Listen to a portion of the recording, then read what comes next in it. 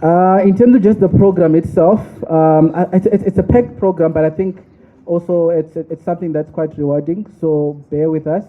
But I hope that out of this engagement and session, a lot of you will be able to take out something that you can be able to use, especially for the ones that are going into industry next year. I just want to start by welcoming for the opening remarks. We're going to have first Prof. Bokoro, who is the head of engineering at the School of Electrical Engineering at UJ, to just come and give us a welcome address, and then this will be followed by Mr. Lienetse, who is the CEO of the Saiee. Thank you.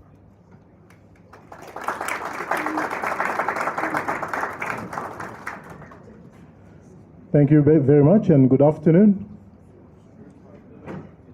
I don't seem to hear you, students. Good afternoon.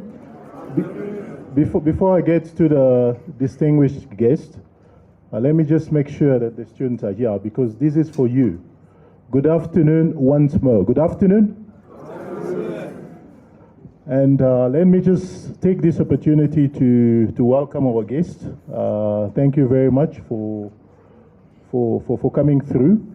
And this is indeed quite an important event as far as the School of Electrical Engineering is concerned. So I just prepare I think a 2-minute speech, just to bring everybody in, in context, just to make sure that the students that are here and also the guests, we get to, just a warm up before we start hearing everything that is prepared for the purpose of this event. So my speech is not really a speech. It's actually a welcome address, which I try to, Professor Nulu always put me in trouble. He always makes sure that he invites me in such occasions, and this is always in short notice, in such a way that I don't have much time to really think about what is it that I'm going to say. So, good afternoon again, dear students, and also our distinguished guests. It is really my pleasure to welcome you all to this important gathering centered on the theme Engineering Students in Leadership. Now, this theme could not be more relevant, as the challenges of our modern world demand not only technical excellence, but also visionary leadership are actually required. So engineering has always been at the heart of progress, shaping societies, driving innovation, and solving humanity's most pressing problems. But today's engineers must go beyond the drawing board and laboratory. So we must actually go beyond what we know that engineers do. So they must lead with purpose, empathy, and integrity.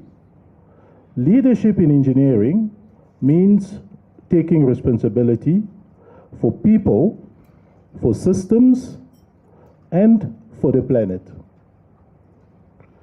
It means combining analytical thinking with ethical decision-making, creativity with collaboration, and innovation with social impact. As engineering students, I'm now addressing you. As engineering students, you are not just preparing for a career. You are preparing to lead transformation in energy, infrastructure, technology, and sustainability. This platform provides an opportunity to learn, to be inspired, and to envision how your technical expertise can translate into leadership that drives positive change. I therefore encourage you to engage actively in today's sessions, exchange ideas, and challenge yourself to think beyond equations and designs, to think as leaders who will shape the future of engineering and society. So once again, welcome to this inspiring event. May it ignite each in you the passion to lead with knowledge, courage, and purpose. Thank you very much.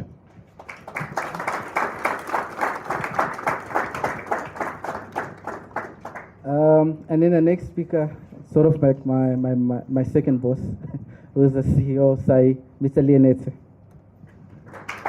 Thank you, sir. Good afternoon, ladies and gents.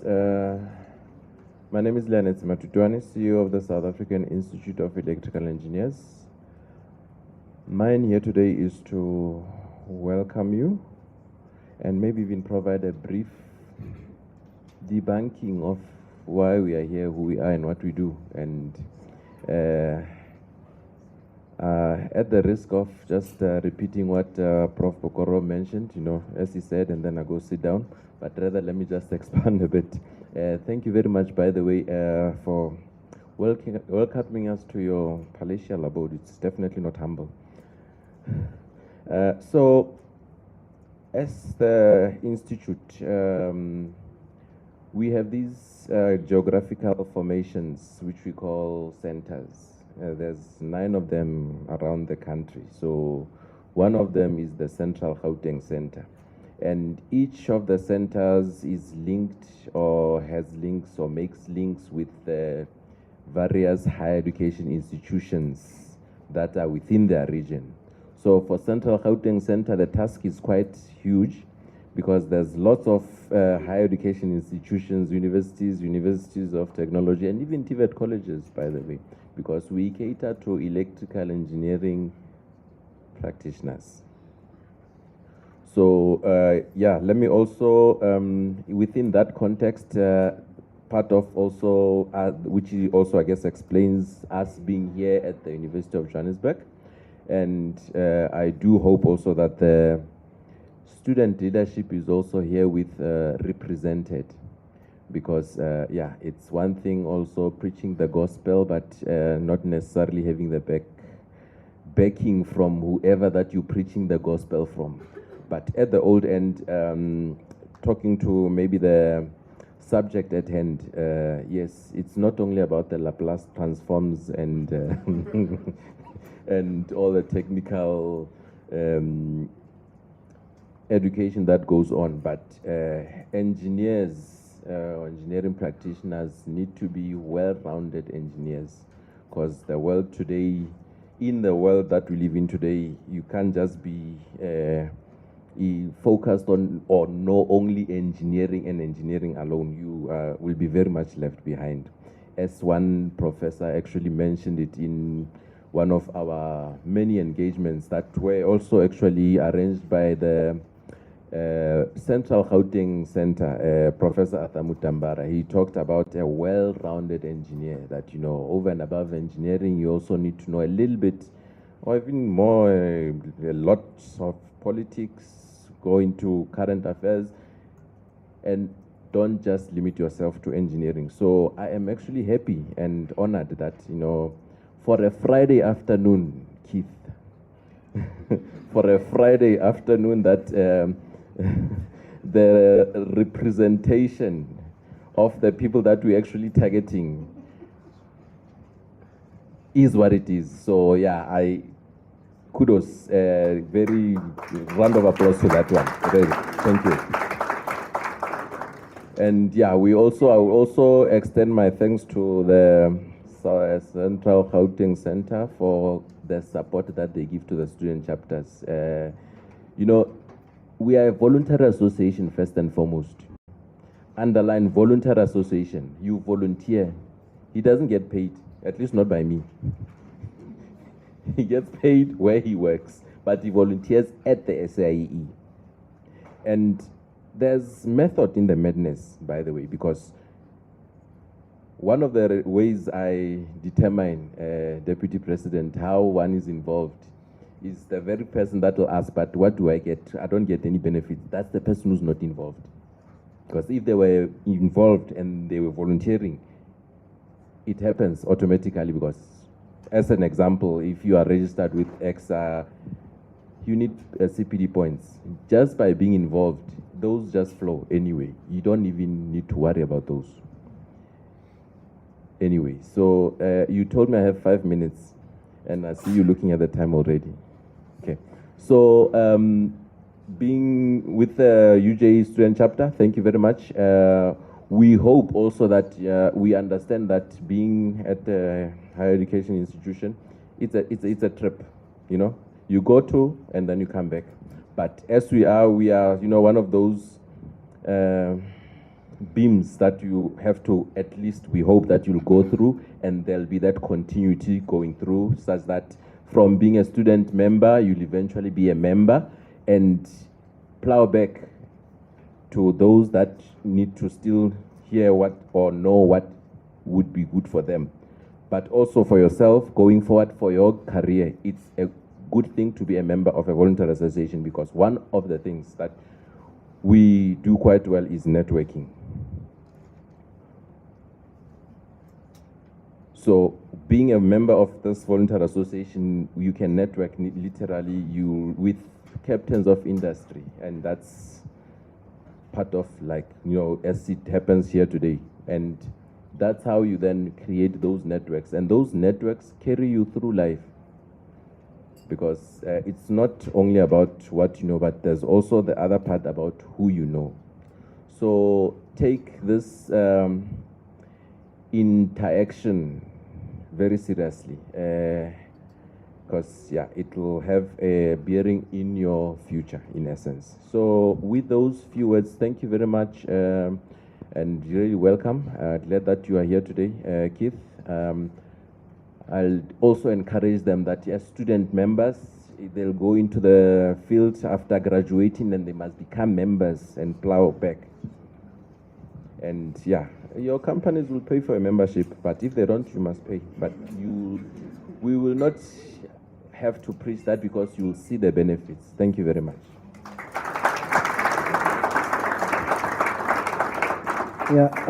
Thank you, CEO. So we're going to get into the meat of our program, and I'm really excited for the next speaker, because she is the incoming president for Saiee next year. Her name is Miss Prudence Madiba, who is a general manager at Eskom, focusing on research, testing, and development. Miss Madiba is a distinguished engineer and senior executive, responsible for driving innovation and R&D excellence at Eskom. Her career blends deep technical expertise with strong leadership in advancing women in engineering and promoting ethical, transformative leadership. Thank you. And I think, being an Eskomite, I need to start first that we didn't get a safety brief out of this, and this is a safety hazard for us. Apologies for that. I think my blood is blue first before I do my SIEE, as they pay for my SIEE membership. Good afternoon, everyone. As I've been introduced, I'm Prudence Madiba, currently the Vice President of the SIEE. And I think it's my duty just to work around the topic and lead into why we're here today.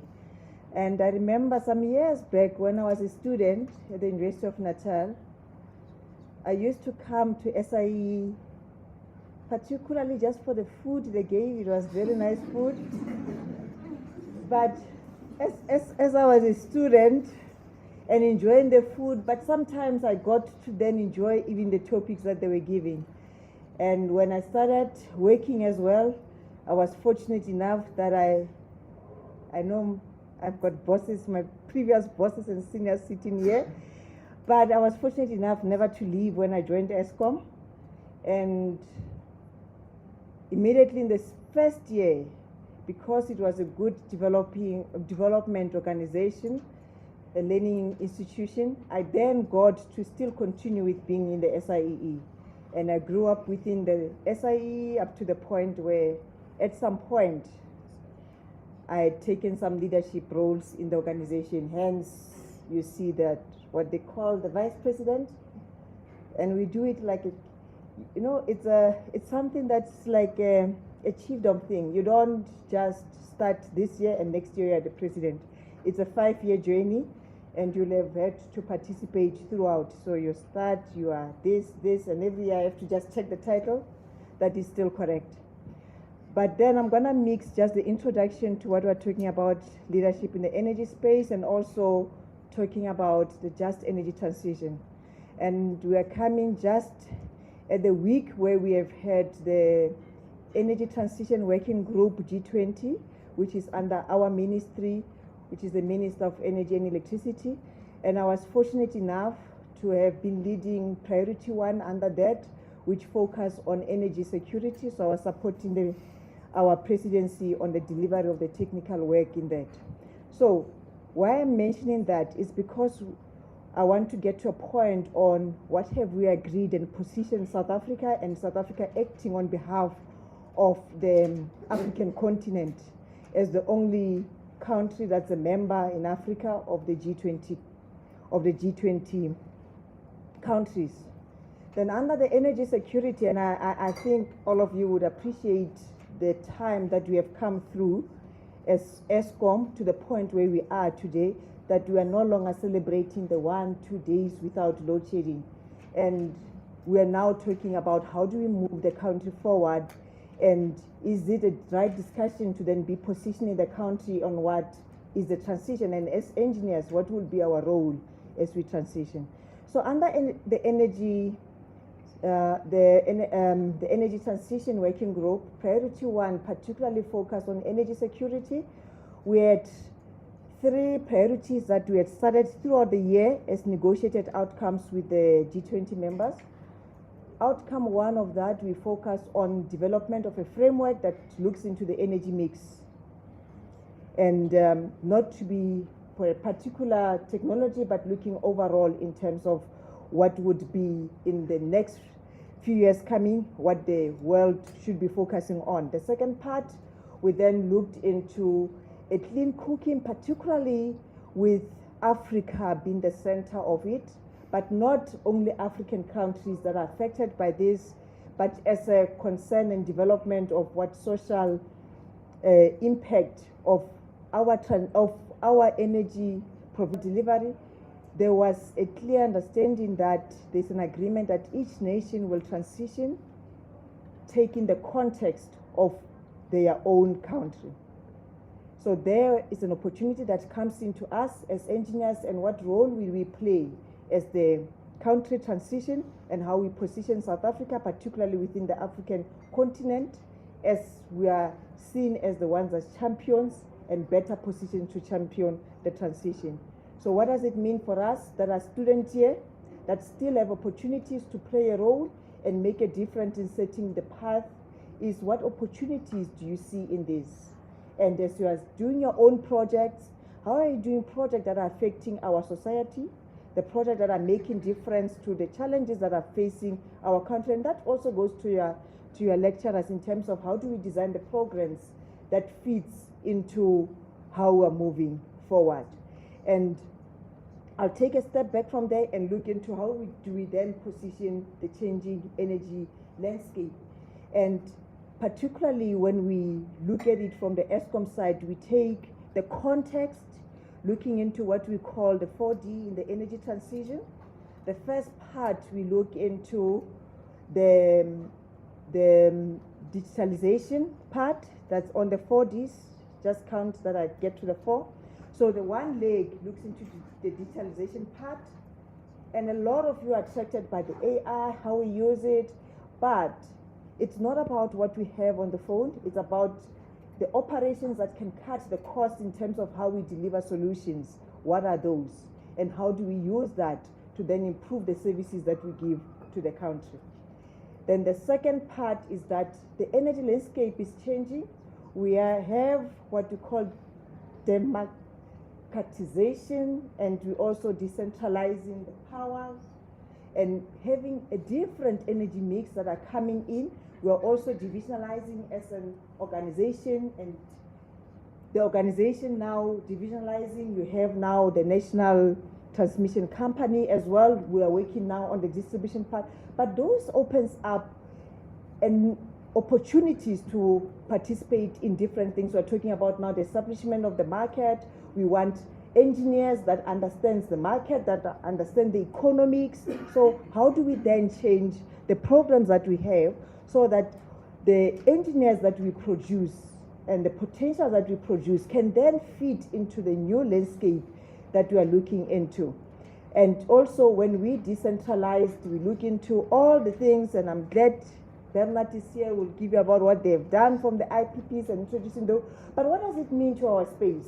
But also when we take it back to look into the costs, and remembering that still in Africa you've got 600 million people that have never plugged that switch, and we are expecting them to transition. What does that path look like? And when we define the context for South Africa, what are the opportunities? And when we look into that, we're looking into the young people that are sitting in this room. Then the one that mostly I work on is the decarbonization part. So when we talk about a transition path and we talk about the service delivery, doesn't matter which industry you are working on, then we're measuring the impact and how you decarbonize the services that you provide. And you can imagine from us what that means. But it's massive opportunities when we look into the alternatives of options beyond what you commonly know as the energy storage technologies to the new ones that we are now exploring. So that and how your curriculum are set up to then enable you to participate in that. For me, when we talk to students, when we talk in an academic way, if we should also look into the saying the landscape is changing, what are we producing? If I'm looking and scanning in the room, it's not only about AI, but if you can bring that AI to then have impact on how I decarbonize, how we decentralize and democratize this economy, then we would have achieved what you call the 4D in the energy transition. And that's the challenge that I leave with the academic staff that are here, with the students that are here to say, we talk about diversification of our energy and the landscape that's changing. Where will you be? Some of us are still counting now to say some are leaving the industry. We're looking into the fresh brain that are sitting in this room. How are you going to position yourself and prepare yourself as you enter the industry? And I'm hoping that most of you, especially those that are electrical engineers that are sitting here, whether the light or heavy current that are sitting here, that you will become, if you're not our Saiee member, that you will become our membership, that we can hold your hand as you come into the industry, but also that you give us an opportunity that will help you differentiate yourself from the others as you enter the industry. Thank you.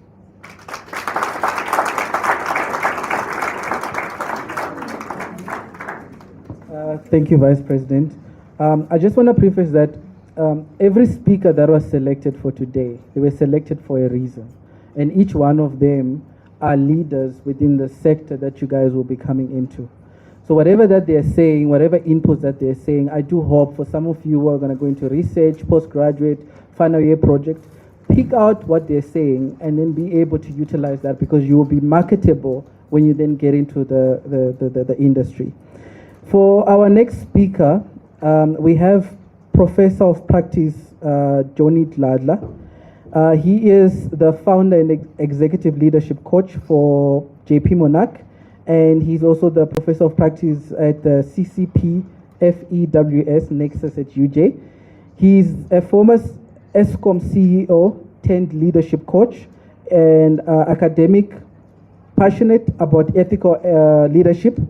Through JPM Monarch, he mentors emerging leaders across Africa and integrates industry insights with academic excellence at his work at UJ. And he is also one of the key supporters, especially for us at CGC, at Central Gauteng Center. He is going to be focusing on engineering leadership at the edge of ethics, impact, and the future of energy. Can you please give a round of applause for Mr. Dladla?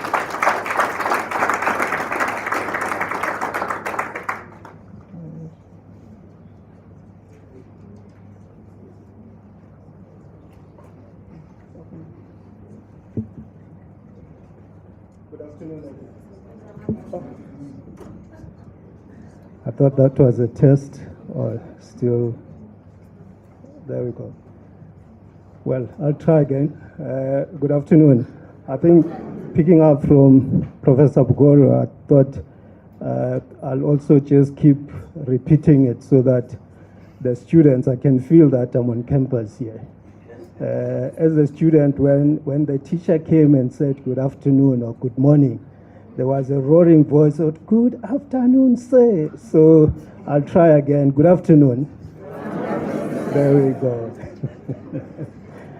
Firstly, thank you very much, Mr. Katioro, for the welcome, and just a special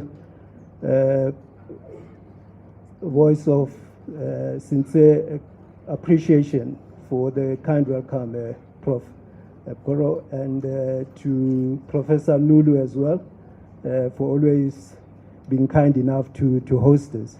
But this time around, I'm also wearing a number of hats that I get confused, so I need to just be clear which one should I be recognizing so that I get invited for lunch again.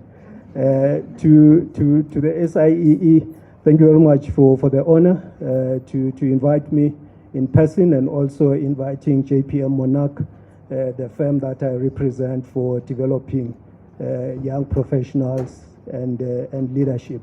The topic I was assigned to give is very close to my heart. And when I saw quite a number of colleagues that their blood is blue, I felt that at least I chose the right tie today. Because usually when I come to UJ, I wear an orange tie. I think, oh, that's the tie they're showing on the screen. So today I thought, okay, maybe let me wear the blue tie. So I hope I'll get some free electricity. I'm on prepayment now. What I'm going to be sharing with you is really what is close to my heart, and I think everyone sitting in this room. For me, this topic touches quite closely to the focus that ESCOM has had in the past few years, where there were a lot of questions around who is exactly ESCOM. So some of us that have been shaped by ESCOM, at no point did I find myself pretending I didn't know who ESCOM is. I'm who I am today, and my career and profession has been shaped by ESCOM. The recognition I received at UJ was because of the knowledge and expertise that I acquired from ESCOM. I was once a student like yourselves, not knowing exactly where the future lied. All I knew is that I'm done with my studies, I can secure a job. Before joining ESCOM, I worked in a number of private sector, and I also worked for the informal sector. And I volunteered in non-profit organizations. And all of those things I'm mentioning because there was just one connecting line in all these organizations was, if you have a purpose, which is what Professor Bokoro touched on, and you have empathy, you get direction without realizing. It's only when you take stock of all of these elements have empowered you with a capability. I hope I captured your opening line correctly, Prof. And my speech really is also centered on that. I'm not speaking here as someone who just happened to be in my position. I've walked the corridors of corporate boardrooms, but as someone who believes deeply in the promise of ethical and courageous leadership. Leadership that serves the public good, not personal gain. For almost 3 decades, I've had the privilege of serving within the private sector, the SOE, largely ESCOM group. I was in and out of ESCOM. I was there for 19 years. I left and joined the PHP Bulletin. I was then re-invited.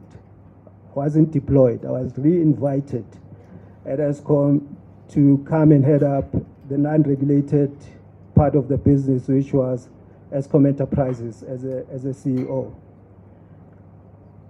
Over these 3 decades, there are quite a number of lessons, the crisis, the triumphs, and transformation that I went through at ESCOM.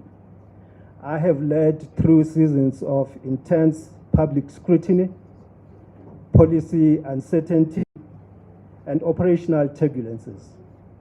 I've seen what it means to build, to fail, to rebuild, and to lead again. I only have limited minutes to be presenting, so I won't walk through you the 30 years journey. However, I'll try and share with you what it means to be in crisis leadership and resilience. I'll quote from a book, Managing in the Grey.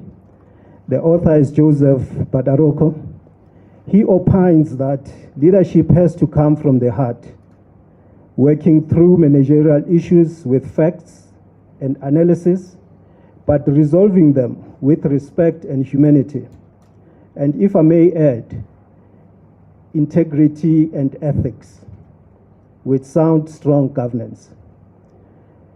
Just on the 15th was this week, it feels like it's another month of October, there was what was called Global Ethics Day. And when this topic was given to me, it was even before that day. So it just said to me, do I still need to go and present? Because it looks like the Global Day on Ethics spoke about everything. I know at UJ we celebrated it. I saw the correspondence, the emails this morning, where there'll be quite a number of activities happening. That was coordinated by the Ethics Institute, an institute I'm part of. I'm a member of that institute. So what Badaroko emphasizes on is that anyone will learn from the critical questions and useful tools of deliberation and judgment. He lists the following 5 questions, and these questions apply at every level, every situation in your life. But for today, I'll focus it on the engineering ethics and what you need to ask yourself. I'm not gonna deliberate long on them. However, I'd like you to be able to figure it out as I list them. The first one, he says, what are the net consequences? When something happens, and we've had politicians when things are being explained that there'll be consequences. Now, those consequences shouldn't be when something has happened. You should ask yourself a question first, that if I do this, let's use an example of not studying for your exams.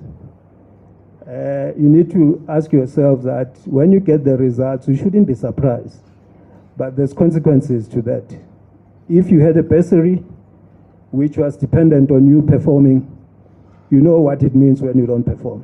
So those are the consequences. Equally so, that as an engineer, when you are assigned to be resolving or solving a problem, you are guided by certain practices and standards that guides and guide engineers. And if you don't do it, you should know what the consequences are. If you are a member of SAIEE or EXA or IEEE or any of those institutions that upholds the governance of engineers, you should know, if you're not doing it, the consequences that comes with it. The second question is, what are my core obligations as an engineer? The third question is, what will work in the world as it is? Fourth question is, who are we? And this could be, who am I as well? As an engineer, you should know who you are and what you're expected to be doing. Lastly is, what can I live with? Can I live with a decision that I've taken? Or is it something that I'll be too embarrassed to... Something has happened here.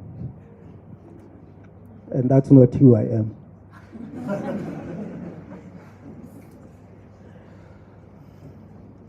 Leadership is not tested when the lights are on. It's tested when the lights go off. Now, we've got ESCOM colleagues here, and I come from ESCOM, so maybe the lights may mean something else, but the lights I'm talking about is what you do when the lights are on, when they come off and they come on again, you should still be proud to be seen. And that's what ethics talks to. When you lead in crisis, you quickly learn that resilience is not a slogan. It's a discipline. It's the ability to stand firm in uncertainty, to make tough decisions grounded not in popularity, but in principle. To you, professionals and student leaders, sitting here today, you have to start thinking about where your generation will face crisis, and will you be able to deal and handle the crisis. The Vice President of Saiee, I think, has indicated to you what it meant as a student to be a member of SAIEE. I doubt if at the time she saw herself being where she is now. And this is an indication to you as well that there are quite a number of good surprises that when you focus yourself on what matters most, other things that matter most meet you because you are ready for them. So you are sitting here today. It has been said that you'll be listening to all these people that are here listening to us. You'll never know, maybe next time we meet and we are the ones that recommend you to be the next Vice Chancellor at UJ. This is not hint, so the Vice Chancellor shouldn't think that I've planted a seed here. But just in case it happens, we should remember that, you know, what we said to you did trigger something that got you to be where you are.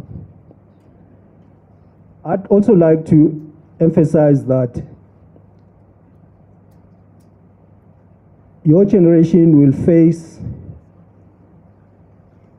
challenges such as the climate disruptions, resource constraints, ethical dilemmas in technology and energy, just to name a few. The question is not if these challenges will come, but is who will you be when they do come? Be the leader then who acts with normal moral convictions when the situation calls for you to do so. I'll move now straight into the governance and ethical responsibility. I've spent much of my career obsessed with the question, what does it mean to lead ethically in a complex organization? Good governance is not about ticking boxes. It's about protecting trust. It's about ensuring that every decision, technical, financial, and or political, upholds the values of integrity, accountability, and service. We often talk about corruption as a national issue, but moral compromise starts in small moments. When we look the other way, when we justify shortcuts, when we silence our conscience for comfort, that for me should inform what is the right decision to take at the time when you are faced with such. So to lead ethically is to make the right choice even when no one is watching. I spoke about the lights when they are on and when they are dark or off. This is especially when no one is watching. So you may ask yourself a question as to when you are faced with something, how do you make your choices? It's very simple. You choose between right and right. You've got a right to say yes, and also there's a right to say no. But it's between which right do you want to choose. When your bosses approach you when you start working, and they ask you to do things that you believe this is not what you have to do, but because this is my boss, my salary is dependent on me responding and doing what the boss say, then I'm gonna say yes. You have a choice to say no. So that is what I call choosing between right and right. I hope I'm making sense to you. Moving into bridging technical and the human. Engineering, we know, it's all about systems, but leadership is about people. As an engineer, you're not just working with machines. For those machines to function, for you not to have balls falling into some generators, there has to be people that make sure they don't fall into that. That was just, by the way, very long ago. I don't think it still even exists in the examples because it had gone beyond 3 years. I think legal people, they'll tell you that it prescribed. So I'm just saying that those things get remembered, and it's people that you work with as engineers. Today's engineers must understand not only how to design efficient systems, but how to navigate complexities. And those complexities include human, political, and social. Emotional intelligence, communication, and empathy are not just soft skills. These are strategic advantages that we all have to have. In every project that I've been privileged to lead, the real challenge was not the machinery or the maths. It was aligning people, purpose, and process. That's the bridge every professional and engineer must learn to build. The future of South Africa's energy sector. I think here one can write a thesis, a PhD, and maybe be a professor of practice for the second time. What this is that our energy landscape is changing faster than any point in history. The Vice President of Saiee touched on what the journey she is focusing on. This is because the future grid will be decentralized, it will be digital, and it will be decarbonized. Renewable energy, battery storage, smart systems, and market reform are reshaping now how we're going to produce, distribute, and consume power. This transition is not just technical, it's also ethical. When you talk just energy transition, the question is it just? And that then touches on the ethical part of it. So as engineers sitting here, you will be driving a transformation. You will need to master both code and conscience, both innovation and inclusion. Just moving closer to my conclusion is that when I look back on my journey, I've learned that legacy is not built in boardrooms, but in moments of courage. In every leadership role I've held, I've learned to ask not what do I want to achieve, but the question was, what will I outlive when I'm no longer there? So investing in youth and supply development isn't it a compliance? It's nation building. Legacy is not a project, it's a person. The one you've mentored, empowered, or inspired is what will build this nation. Now, each one of us can ask a question. So, what do I lead? I'm just a student here preparing myself for my exams and hoping to secure a cushy job. That becomes an elephant in the room, given what we see and read about in terms of the high unemployment rate of graduates. Now, you ask yourself a question that our parents, because that's where it started times. When you ask a person why are you here, it's because my mom or my dad wanted me to be here. I could be playing soccer, I could be playing music, I could be writing music. I don't think I wanted to be here. But the fact is, as parents, what we always dream of is for our children to live better lives than we've lived before. And we always have to irritate you with get education so that you can get a better job. Now you get the education, now there's no job. And now you start questioning the integrity and the judgment of your parent. Now, as we are sitting here, why I'm raising this point is that with your degree, as you finish, you may not be securing an engineering job. However, what you have prepares you for much bigger things than what you could have secured as an engineer. CEOs of companies before used to be largely finance people, and understandably so, because business is about money. And lately, the CAs are actually also not interested in these CEO positions and jobs. They are looking at other more exciting things because there's just too many governance involved with it. People are stealing the money. Now as a CFO and you became a CEO, how come you don't know the money is stolen? Now the engineers are becoming CEOs of these companies. Now you ask yourself that, I was just taught to be an engineer. What have I got to do with business? Because mine is to buy the best, most expensive, shiny equipment, technologies and systems. That's all that I need. Because I worked at Eskom. The engineers at Eskom, we loved our power stations. We loved the sound of the transmissions when we are at the substation.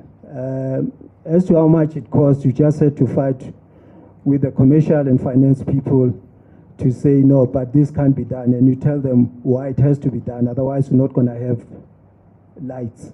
And I see some of the colleagues that are here that made sure that at least the lights were on, and when there was a challenge of the lights not being on, they'll make sure that they do ikima, and then they switch on the lights again. And I'm sharing all of this because when it comes to the job situation, anything that you can do, even within the first hour, that gives you experience. And all I'm saying is that don't close yourself off that I'm an engineer. You know, I can't go and be a receptionist. I can't go and be an electrician, because it's an offense and an insult to say to an engineer, can you please fix that plug? They quickly tell you, I'm not an electrician, you know? And you're not saying the person's an electrician. You just say, at least you've got some idea of what happens if you do the wrong things. If it's an electrician job or electrical job, just embrace it. You'll never know where it takes you. That's my advice to you. Otherwise, you're going to join a long queue. But why I'm emphasizing this point is that I spoke about youth mentorship, and I spoke about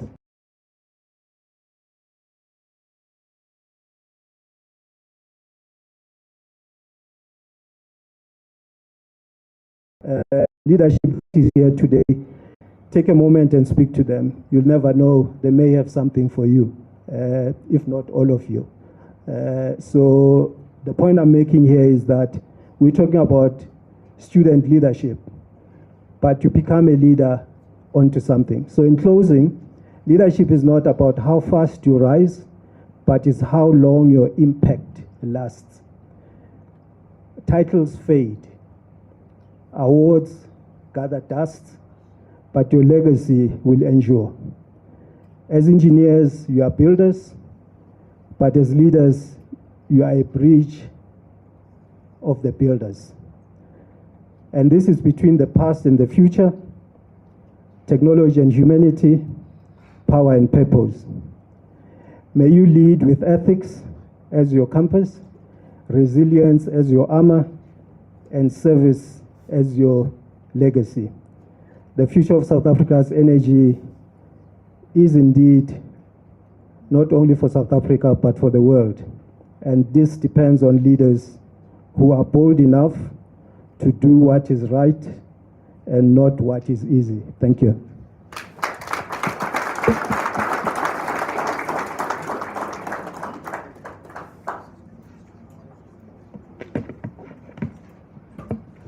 Okay, no, that was a very good session from Prof. Dladla. And then we're moving on to our next speaker. Very impressive CV when I saw it the first time. But she's Miss Zippo Wonti. I hope I'm pronouncing it right. And she's the Chief Financial Officer for English-speaking Africa at Schneider Electric, which I assume some of you will probably end up working at. She basically oversees Schneider Electric's financial strategy across 24 countries in English-speaking Africa, with over 18 years of experience in the FMCG and other industrial sectors. She has held numerous leadership roles, and she has a Gibbs MBA and is a chartered management accountant who's very passionate about sustainable growth, financial excellence, and inclusive leadership. Thank you.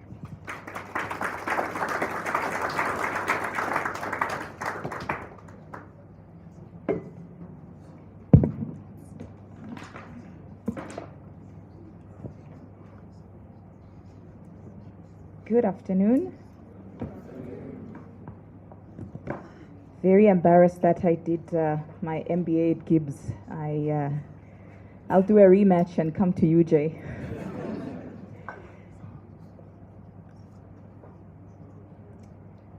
Professor Dladla, I do have to confess that at Schneider Electric we don't have any thieves that steal the money, so my job is very easy.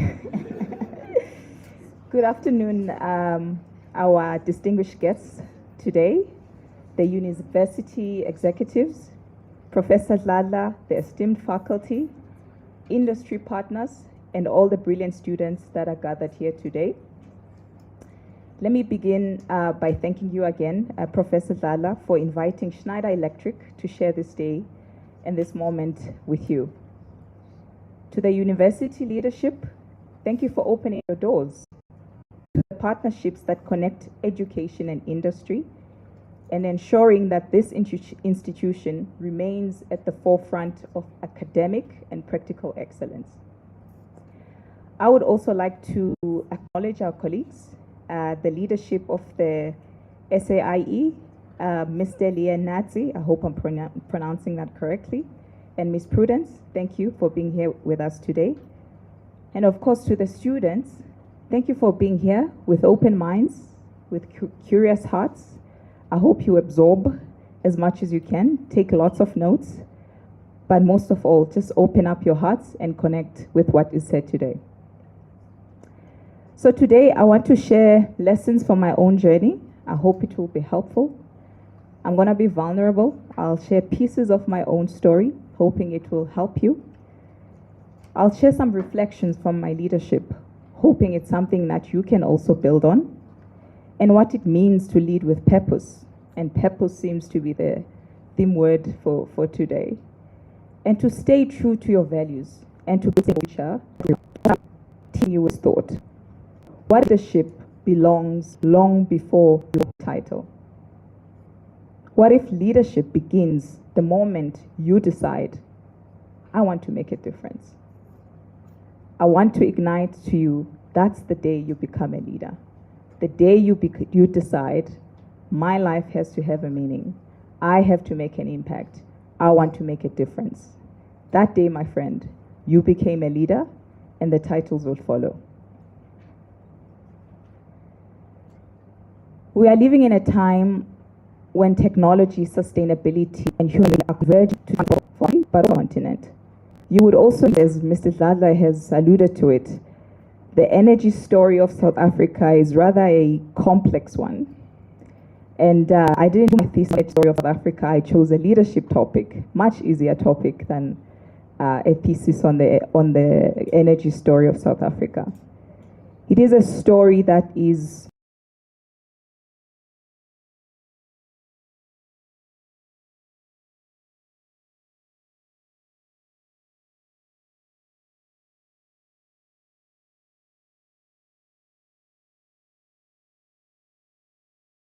marred with deep challenges, but also with incredible opportunity.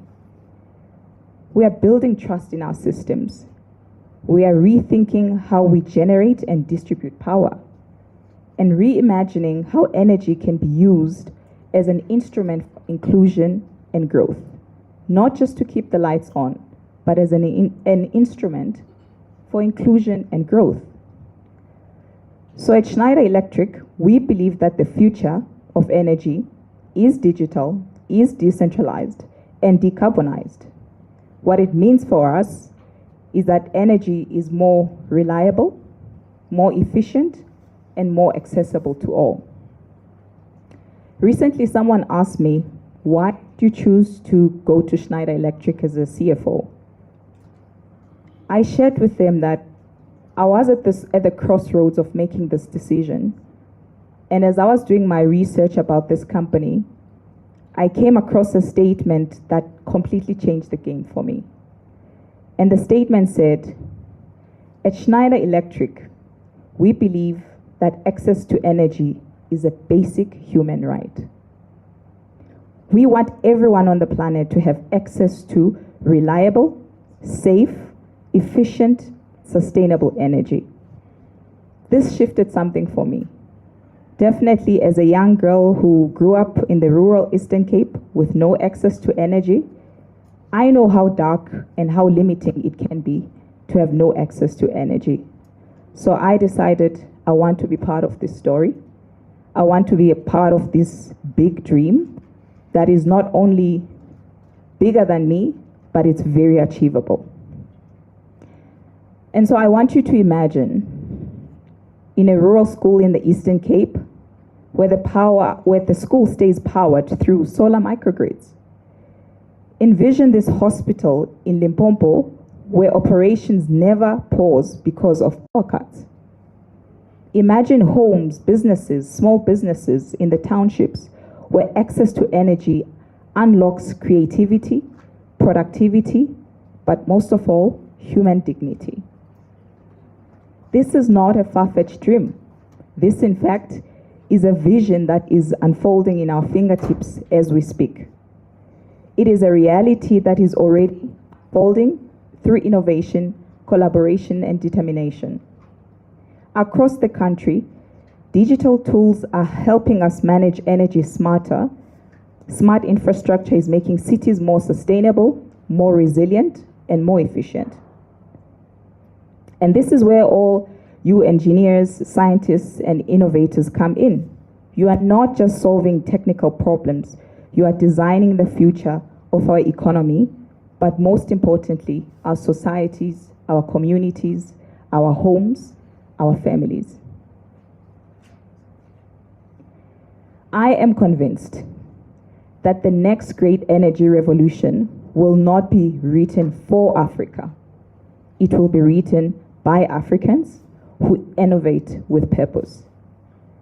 That rural little girl in the Eastern Cape one day may be the one to bring a breakthrough in medical science and find a cure for a dreaded disease and completely change the trajectory of humanity.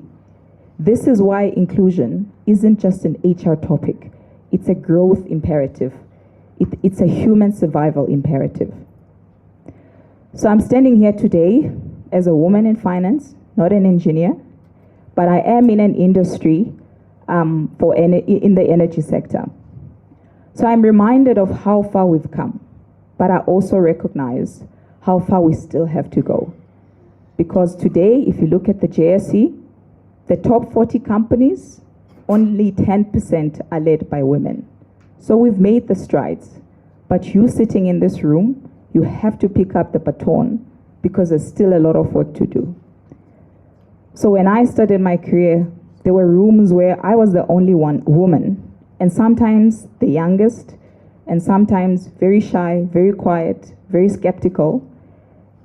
But I learned that even though my voice was soft and timid and shaking, I gained clarity because I could still carry strength if I spoke with conviction and with purpose and with clarity. So we need more women in leadership, especially in engineering, in technology, and in the energy space. And this is not only because that's the right thing to do, but it's because inclusion changes outcomes. We now have studies that companies that have more women executives on their boards outperform those who don't. So inclusion is not just an HR, again, topic. It's a profit imperative. Inclusion changes how decisions are made, how problems are solved, and how people are empowered. I want to just speak to the young women in the room. Give me 5 minutes, and if you are a man and you have daughters and sisters, you can lend us an ear. But I really want to appeal to you and share a beautiful discovery that I found in my own path of leadership. So as I embarked on my MBA, I took a thesis on leadership because I wanted to investigate the boardroom dynamics. I think, Prof, I should have just taken one of your modules. It would have been much easier. But I wanted to understand, how do the female trailblazers that sit in boards today mind the Cold War of fear and doubt that cripples many of us as young women? These women leaders attributed their success to 5 attributes. The first thing they mentioned was, you have to have a high degree of self-confidence. No one is coming. You are the one that we are waiting for. And you have to remember, you belong in the room. Don't wait for permission. Invited, take permission. Enter the room. And if there's no seat for you on the table, grab a camp chair or a big bag and place in the room and be part of the conversation. Not because you fit in, not because you look like the people around the table, no, but because you've got a purpose to service. You have something unique, you have determination, and you have your own way of seeing the world, and people deserve to hear that and create space for that. So don't wait for permission, take permission. And if there's no seat around the table for you, pull an extra seat and stand if you have to. The second attribute they shared with me was, be immovable in your purpose. A lot of us tend to be tentative and unsure. Find your purpose and be immovable in it. Of course, for me, there were moments where I doubted myself. I felt small, I felt unseen. A lot of the times, it's why I wear heels. I'm trying to be tall. I'm trying to stand out. But I've really learned it's really not about how I appear, but what I bring to the table and the purpose that I carry. So keep your focus on your true north. Always remember, why am I here? What is the purpose that I'm trying to serve? Because when you know your why, your what becomes a lot more clearer, and your how becomes a lot more intentional. And this is important because when you lead, and when you're a person of purpose, trust me, discouragement, criticism, they are always waiting patiently around the corner to knock you down. But you always have to remember, a person with purpose is never at the mercy of a person with an opinion. The third attribute was competence and excellence. Of course, in my position as a CFO, as Professor has said, it's not an easy one. There isn't much room for error or being indecisive and unsure. People look to you for clarity, for delivery, for numbers. The numbers must be timely, they must be accurate, they must tell a story, and they must be truthful, even if the truth is difficult. So I always carry this paradox and the burden of the privilege and the burden of being the first and the only in the room. But I've always understood that the privilege to chart the path for many who look like me is higher than the burden of knowing that I cannot fail. Because sometimes when you are the only and the first female, when you fail, it's not just you who fails. It's everyone else that comes after you. It's the black females cannot be CFOs. So you have to uphold the level of your work with excellence every time. You have to be extra prepared. You have to show diligence. You have to show work ethic. So competence is non-negotiable. The fourth attribute is self-mastery. Authentic leadership starts with self-awareness. You cannot lead others effectively until you've learned how to lead yourself. Watch the stories you are telling yourself about yourself. Think about what you are thinking about when it comes to you. Watch the stories you are telling yourself. Make sure they are not stories based on fear, self-doubt, trauma, inferiority. And don't let your history interfere with your destiny. Be courageous to grab the pen and rewrite your story if you don't like how it began. As one distinguished professor, Saiee, once said, fetch your life. You are the most important project you'll ever have the privilege to work on. Every level of your life will demand a different version of you. So continue to work on your self-project. The last attribute they shared was mentorship and sponsors. These are essential on your journey. You cannot do this alone. You cannot live your own life and watch it at the same time. You need mentors for advice. You need sponsors to open doors for you. So I'm proud that at Schneider Electric, we champion initiatives like She Powers Schneider Electric to ensure that women have a voice, a platform, and freedom to lead authentically. As I sit down, leadership in its truest form is not about position or title. This has been said before. It is about posture, how you show up when the answers are unclear, when even ChatGPT won't give you the answers. When times are tough and the others look to you for strength and for direction. In my own leadership journey, I've learned that authenticity is the most powerful currency you can have. Authenticity requires courage. And Brené Brown puts it this way. She says the most accurate measure of courage is vulnerability. So the more vulnerable and authentic you are, there is a courageous leader. There are moments when leading means standing firm, even when you stand alone. When you are the only dissenting voice in the room, but you believe you are standing for what is right. And in these moments,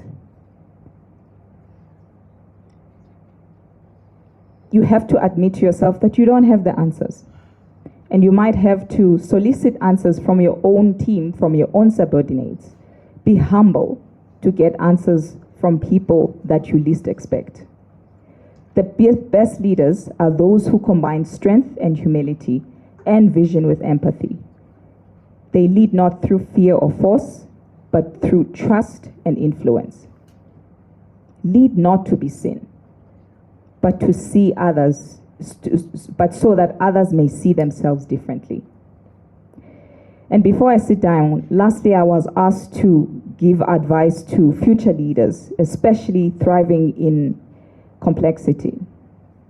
The world is very complex, very, very complex. The future you are stepping into is fast, it is complicated, and it is constantly evolving. My younger sister told me ChatGPT is not even a thing, so please do not mention it in your speech.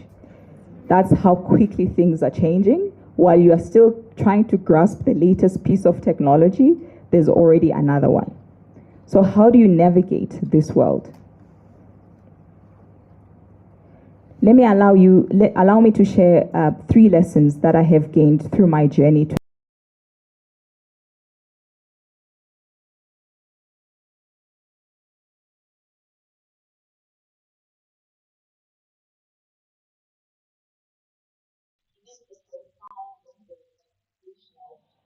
but yet it is hard to he says the highest variant of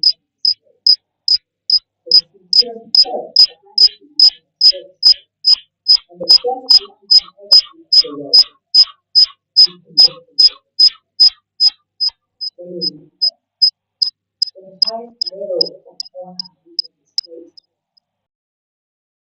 all authority you can express, and the best gift you can give to the most.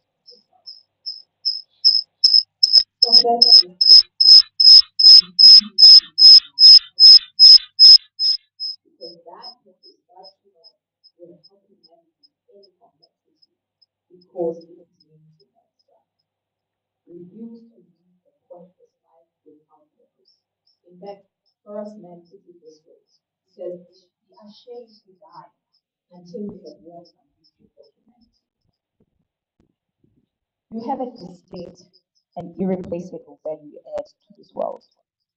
You are the missing piece in the puzzle. And if you don't complete that puzzle, it remains incomplete. And that piece that is shaped like you will be forever lost. So refuse to live a life without purpose. The second lesson is be courageous. Complexity will be there, face it head on. Nobody has the answers. And you have to be comfortable with not knowing the answers because growth is right on the edge of your comfort zone. The minute you step out of the comfort zone, you are on the journey to grow. Say yes to challenges that stretch you. When they call you and say, take up on this project, you don't say, no, I don't know where to start. You say, I may not know, but I'll figure it out. Because those are the projects that shape you, that introduce yourself to yourself, that show you the kind of leader you are, that show you the strengths and the development areas that you have to navigate. The third and the last one is lead with character. Your reputation is your most valuable asset. You know how quickly social media will write you off. So lead with integrity in every decision that you make. And the higher you go, the more unclear those decisions may be, which one is right and which one is wrong. As Professor says, choose between right and right, but make sure your heart is in the right place. In closing, some of you are looking at me with very scared faces. It's true. You are the generation that will design sustainable systems. You are the generation that will create inclusive economies and leave behind a legacy of progress. Remember, leadership is less about titles and positions. It's about service. Innovation is not about invention. It's about impact. Purpose is not about passion. It's about persistence. So as you go forward, I ask you, lead with purpose, lead boldly, work ethically, and serve generously. Because the world does not need more leaders who seek the spotlight. It needs more leaders who bring light and help others to ignite their own lighting within. Work is going to take a big part of your life when you graduate.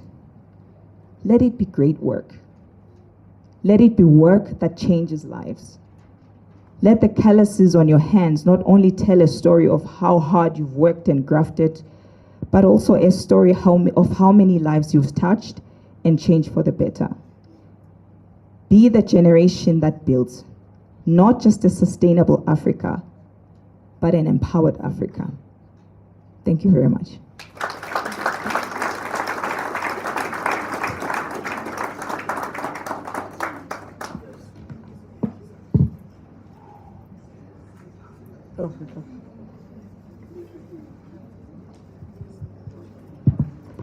Can we give a round of applause for our speaker just now?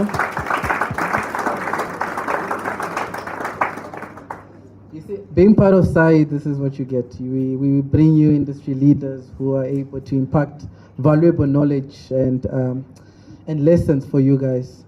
We'll go into our next speaker, Mr. Bernard Magoro. He's a seasoned engineering and energy practitioner who is known for his leadership in infrastructure planning, renewable energy procurement, policy alignment.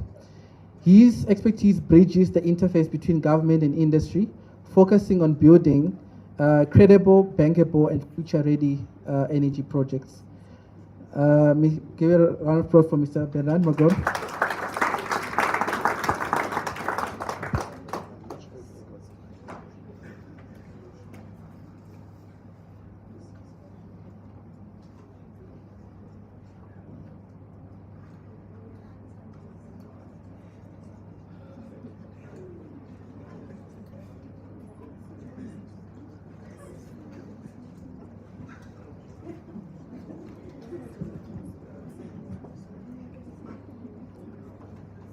Thank you, Program Director.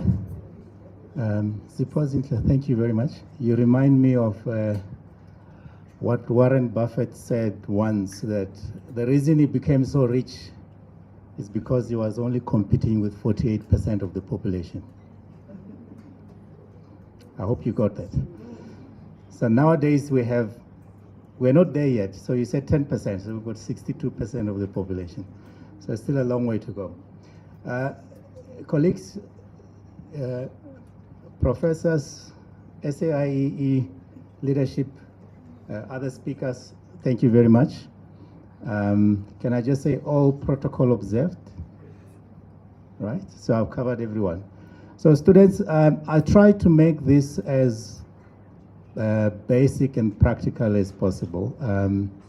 I have been practicing for the last 27 years. I hope I don't look that old. And I've been through quite a number of areas in the industry. So I am going to share with you my own personal journey that led me to where I am today. And then I'll just touch on the key areas where I have made some contribution to this country. One is on grid management or grid operations. The other one is on the energy transition, the IPP office. And then based on my 27 years experience, I would like to share with you some of the lessons.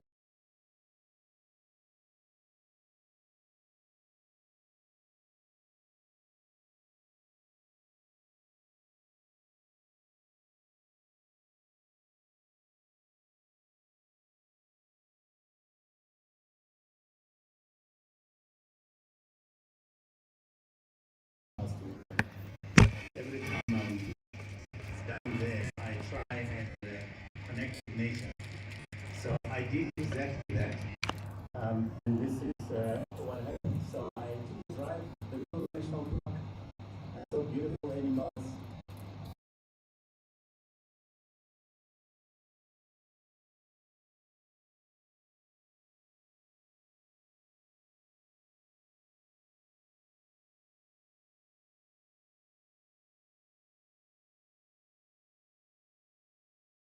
That's not what fascinated me.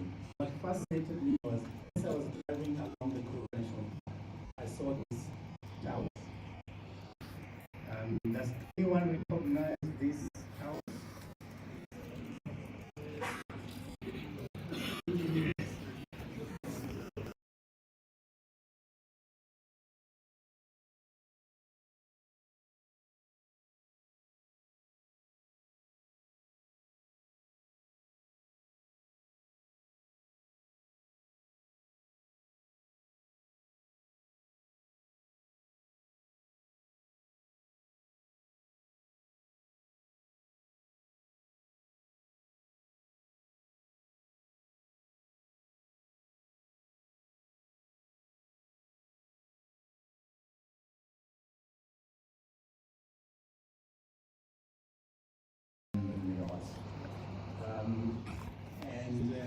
Yeah, it's monopole.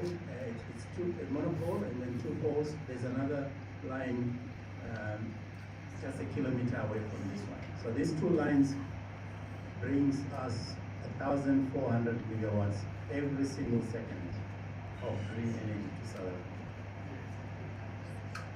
Why it became so significant? A few years ago, I was running the grid. I used to be the grid operator balancing the grid.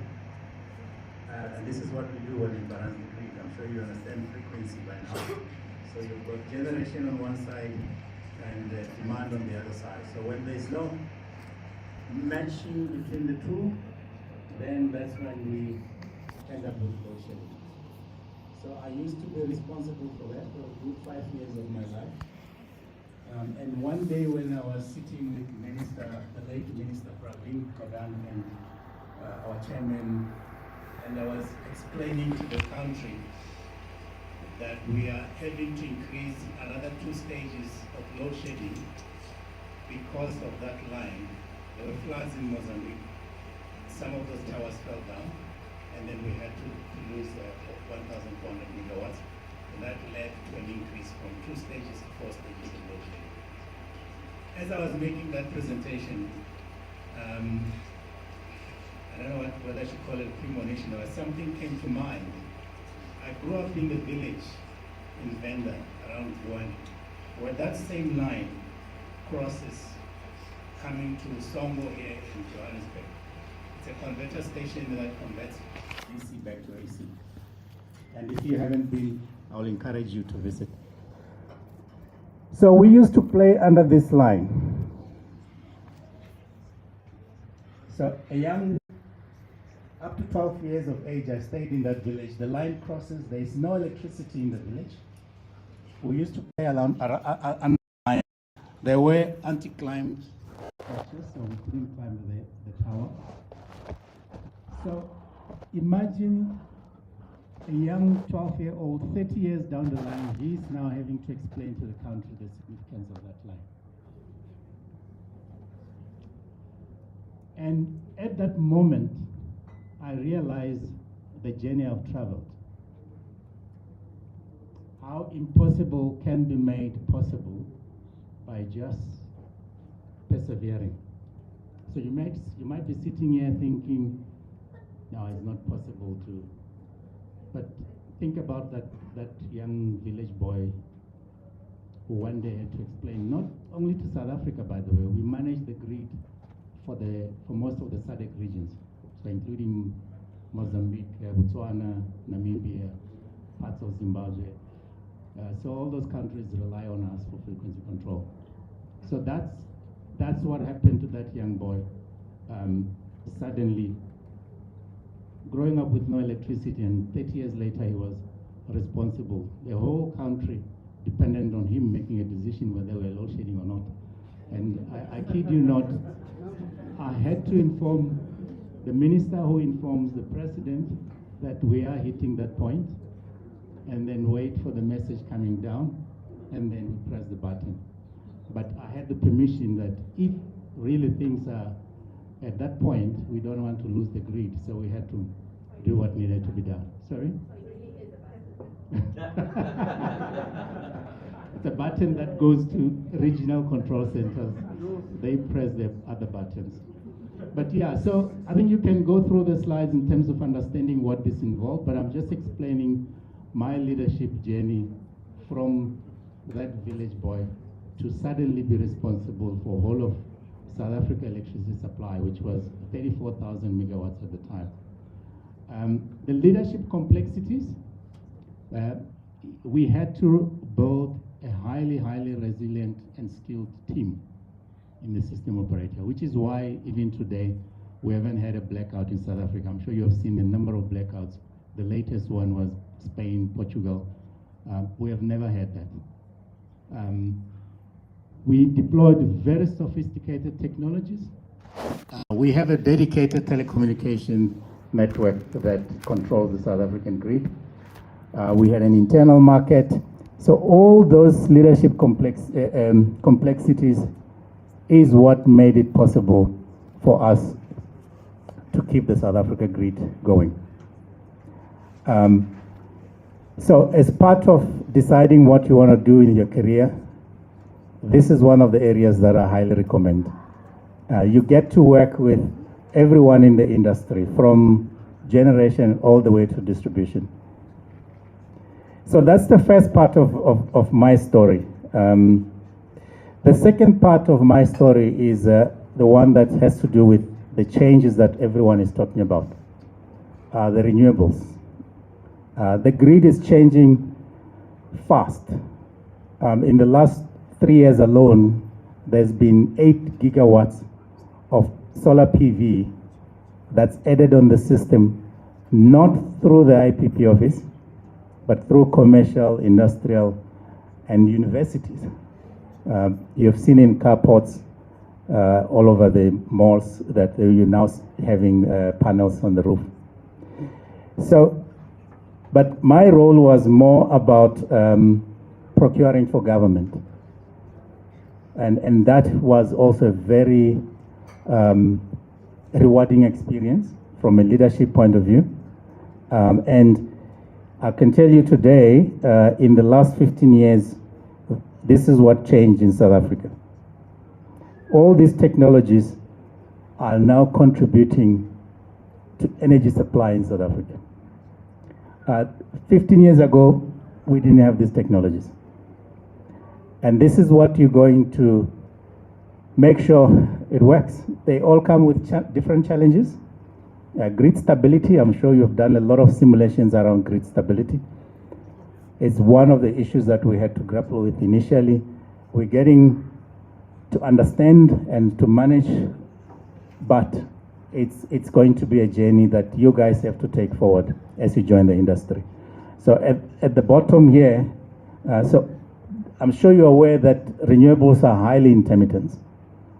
So one of the programs we ran the last 4 years in the IPP office was called the hybrid. So we put a challenge to the industry to say, we want you to deliver power between 5 a.m. and 9 p.m. in the evening.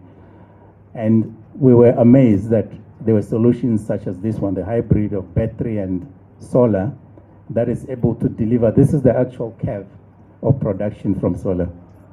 They manage the intermittence with the battery. So this is the world that you're going into.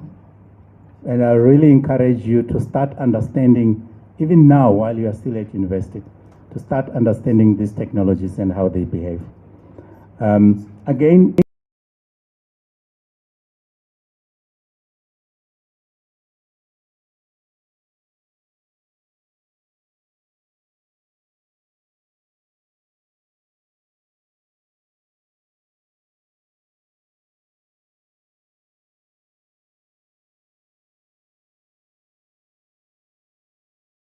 challenge for you is to make sure that you don't drop to the bottom.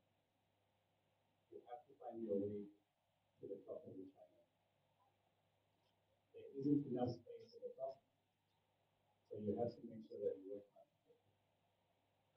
So that's the leadership complexities and challenges that we're dealing, which touches on government. Running a government procurement program is not easy. There's so many rules, and you don't just Schneider should know better. It's not like deciding to go and buy stationery for myself. It's very, very complex, especially for infrastructure. But we do need a lot of engineers there as well.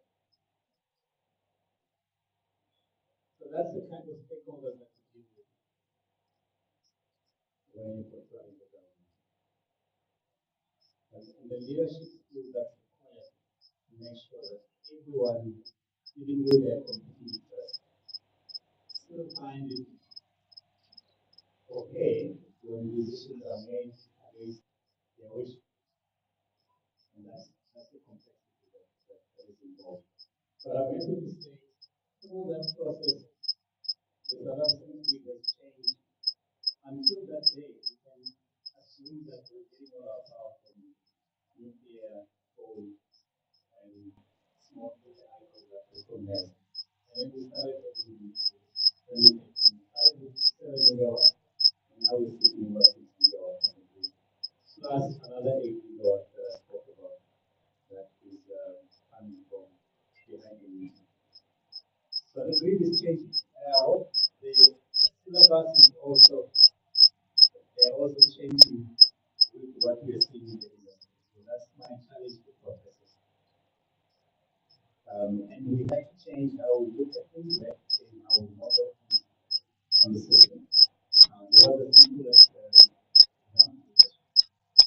We have experienced that one CSP of 2 megawatts was second oscillating against 2 gigawatt nuclear power plant because of the PSS tuning that was mentioned. So that's how technically this environment is changing for engineers. But engineers always find excitement in that. Also, this is the practice and when we start the price of energy will come down, which is why we see that high volume. It is going to continue to come down. Okay, I've got limited time. We can talk about that. That's exciting for engineers. But I just want to share some key lessons based on my own journey, starting from where you are back in 1997 to where I am today. So I've got some key lessons that I think might help you. The transition from university to practice. Don't take that for granted. There are no professors asking you to bring the assignment on a specific day. You are given a task, and then you have to deliver the results. And unfortunately, in some cases, when they realize you're not delivering, then they stop giving you the task. And that means you stop growing. And think about that triangle of success. Those at the top. And you want to make sure that you're one of those people at the top. You will need the mileage. The mileage is that you will need the experience. And I hope you have been lucky enough to be gaining experience throughout your studies here, vocational work. If not, you will have to really take advantage of the first 2-3 years that you get for in-service training and gather that experience. Mind the gap, that's some of the things we had to deal with. There's diversity in the workplace, both in terms of race, in terms of age. It's something that you will have to find a way to deal with. Please create your development plan from day one. You will need it when you have to register with EXA for your engineering professional degree qualification. Register with the likes of Saiee and other associations is the best way to get the latest development in the industry. So for me, that transition, if you don't manage it well, I do have people that I finished school with that battled with the transition for many years. They registered late with EXA as professionals. Some of them did not make it in the triangle of success. The second one is, I think it's been talked about a lot today, mentorship and coaching. I think what I can add here is that get a mentor and a coach as soon as possible. Secondly, it doesn't have to be one person. That has been my experience. You can have a person for a specific project as your mentor or a coach, because there's something you really need from that person. You can have a lifelong coach. You can have people that don't know you. I have invincible mentors. My invincible mentor was Charlie Manga at some point. I don't know if you know him. And these are people that I look up to. They don't even know me. I know them. I just like how they lead their life. And I just follow it. So please, it's very important. And I know it's intimidating, but you have to humble yourself and get a mentor as soon as possible. And last point on mentorship, please, we are all mentors in our own rights. So you might think you are a final year student, but they're first year students at the university now in engineering. It's a nice way to learn how to be a mentor by mentoring others. And you also get to master the subject, by the way, when you teach it to other people. Networking and volunteering, I can speak the whole day about my own experience growing up professionally. I believe in what I call serendipity, the gift of finding something not sought for, but just doing consistently the right things. One day, some day will open. Some door will open. I've had many doors opening in my life by just being there, by volunteering when there's a special assignment. In fact, I had a very interesting experience. I joined ESCOM from Transnet 2000 in June. By September, the general manager of system operator, the position that I ended up sitting in at the time, 20 years later, he asked someone to help him organize. It was a transmission system operator group, 20 different TSOs from all over the world. He was hosting it on behalf of ESCOM as an ESCOM representative. He asked anyone who can assist him. I was 3 years in the 3 months in the job. So I just raise my hand when everybody else says, no, we are busy, we're engineers. Um, you will not believe that probably 60% of what I knew about system operations, I learned from that very group. I became a member of that group. When he left the organization, I became the ESCOM representative in the group.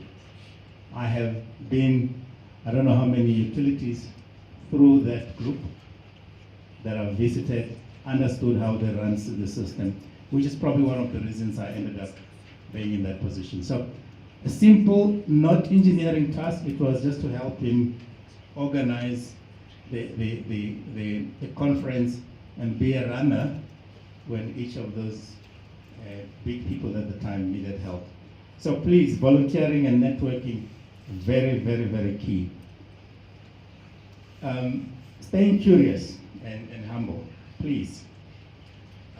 Especially when you are young, you are forgiven to ask stupid questions. There are no stupid questions, you will realize later on. But when you are young, you have to stay curious. You have to ask questions, even what may seem like a stupid questions. And listening, very important to listen and be open for feedback, by the way. So it's very important to be humble, and when you get, even if it's a negative feedback, that might help you change your mindset and how you look at things.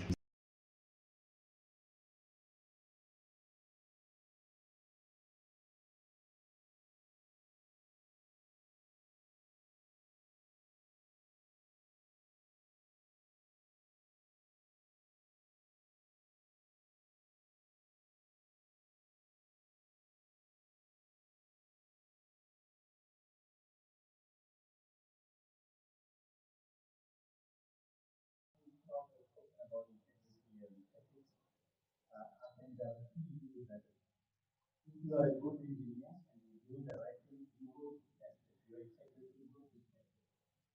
It's not a question of whether you will be tested. And that is the point where you have to decide in the, what do you call it? The right. Right and the right. I'm taking that my takeaway today. Yeah, so please, integrity, unfortunately, the devil likes to use it, and you will be tested, and you have to learn to stand your ground.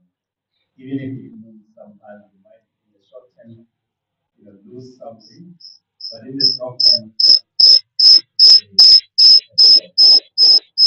is the most important point to highlight. Diversify your career. It's been spoken about again today as well. It's my last advice to you, and I put it last because it's very, very important today. Triangle success again. People that follow this advice usually are the ones that will be at the top of the triangle. The days of saying I'm an engineer and that's all I need are over. I don't like talking about myself, but I've tried to diversify my career as well. I'm an engineer, I still call myself an engineer, not a lawyer. Last month I've just graduated from LLM in energy law. And thank you very much. Thank you very much. So this one, please, you have to, when you get your degree, you have to start thinking what you want to study. Yes, you have to. It may be a master's in engineering for now, but you also have to think outside your discipline as well. Um, the, the, the, the case study that I showed you second, the one about economics, to be able to do that job, I needed to be an engineer, lawyer, you need some commerce experience, um, economic development experience. But that's where the world is. When, I'm sure you've seen positions where they're saying, we're looking for an engineer, but if he has an MBA or a law degree, would be an added advantage. I can assure you, whenever that happens, you won't get Now, unfortunately, we have an advantage, and we don't look at the ones that we have. So diversify your career, and please make it a lifelong learning journey. And you are lucky because engineering still puts, foot in the field. Other careers, first degree does not even exist anywhere. But use the opportunity to learn other disciplines as well. Almost done. This is just to highlight, and I think Symposium spoke about this, and everybody else I think addressed this as well. The future of the energy system is nothing what we knew back then. In South Africa alone, well, let's start in the continent. We had about 600 million that have no energy. And we saw that we have now de-risked the price of renewable energy. So the solutions are there. In South Africa, we have this net zero goal by 2050. In here, you can see that the reduction in the emissions is linked to decommissioning of coal-fired power stations. Those power stations will have to be replaced by some. So it's time to position yourself. Some of us will do it fast by that time. So it's time, best time to position yourself. You saw the list of technologies that we know today. That's what is coming. At the last G20 in Brazil last year, somebody made a statement. I think it's International Energy, IEA, in my age. Somebody made a statement. For the world to reach net zero, 40% of the technology we need to do what even with all those batteries and renewables, hydrogen, green hydrogen, we still need a lot more innovation to reach net zero and close the gaps of what we need to decommission.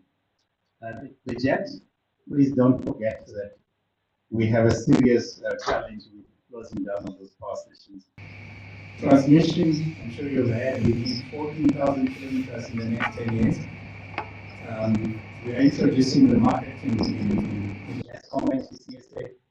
Yesterday, or rather on Wednesday, Parliament approved IRP 2025, which will cost us 2 trillion rands. Okay, so that's my challenge, and to you, and then in conclusions, I have a task for everyone, SAIE and academics. I think the issue of integrating engineering with other fields is important. I have seen it. I've studied, I was really fortunate in Europe. Part of my lectures were actually delivered by industry practitioners who are not academics. They are lecturers, and they come and tell you what's happening in the industry. And they blend that with theory, which is what we do in South Africa. I think we need a lot more integration of the different fields, and also industry practitioners in the academic world. For yourself as the youth, the challenge is clear. We need to save this planet, and the technologies are here. Although we still need another 40% of research to discover those other missing technologies. But your challenge is exactly go out and find those solutions for us. Please, it's the only way to make sure that you become employable and you have a sustainable career going forward. With that, thank you very much, and I wish you all the best.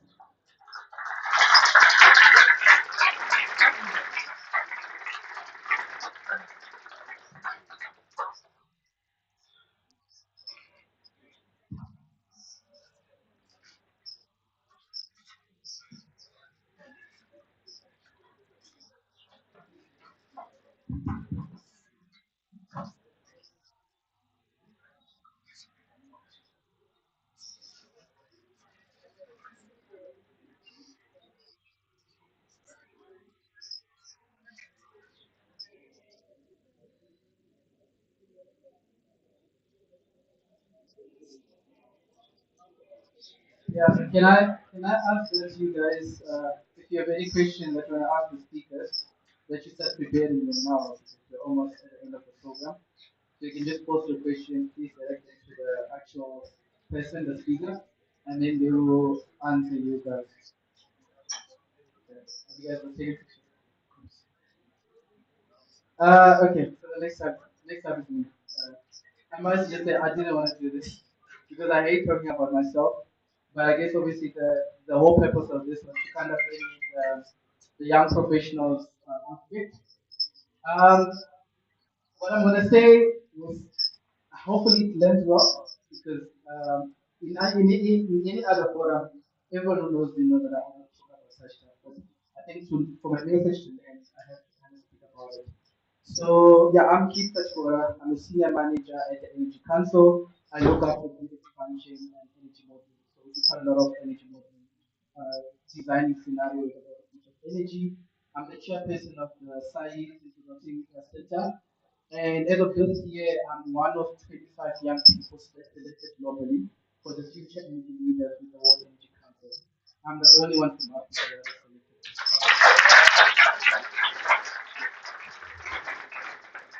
The reason why I put in spread and sushi is because I started my career at a company called Oracle, it's now called Saiee. Very brilliant company, smart people were there. But within the first 3 years of my working, I learned quite a lot. I rotated between design, transmission, generation. But then within that period, I also started getting involved in extracurricular, particularly after work. I was doing the chairperson of the consulting engineers in Africa for housing, a role that I had for about 2 years. However, towards the end, there was an incident that happened with one of the men.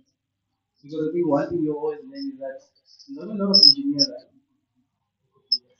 and it's not by design, it's just that we're not taught to do or to communicate.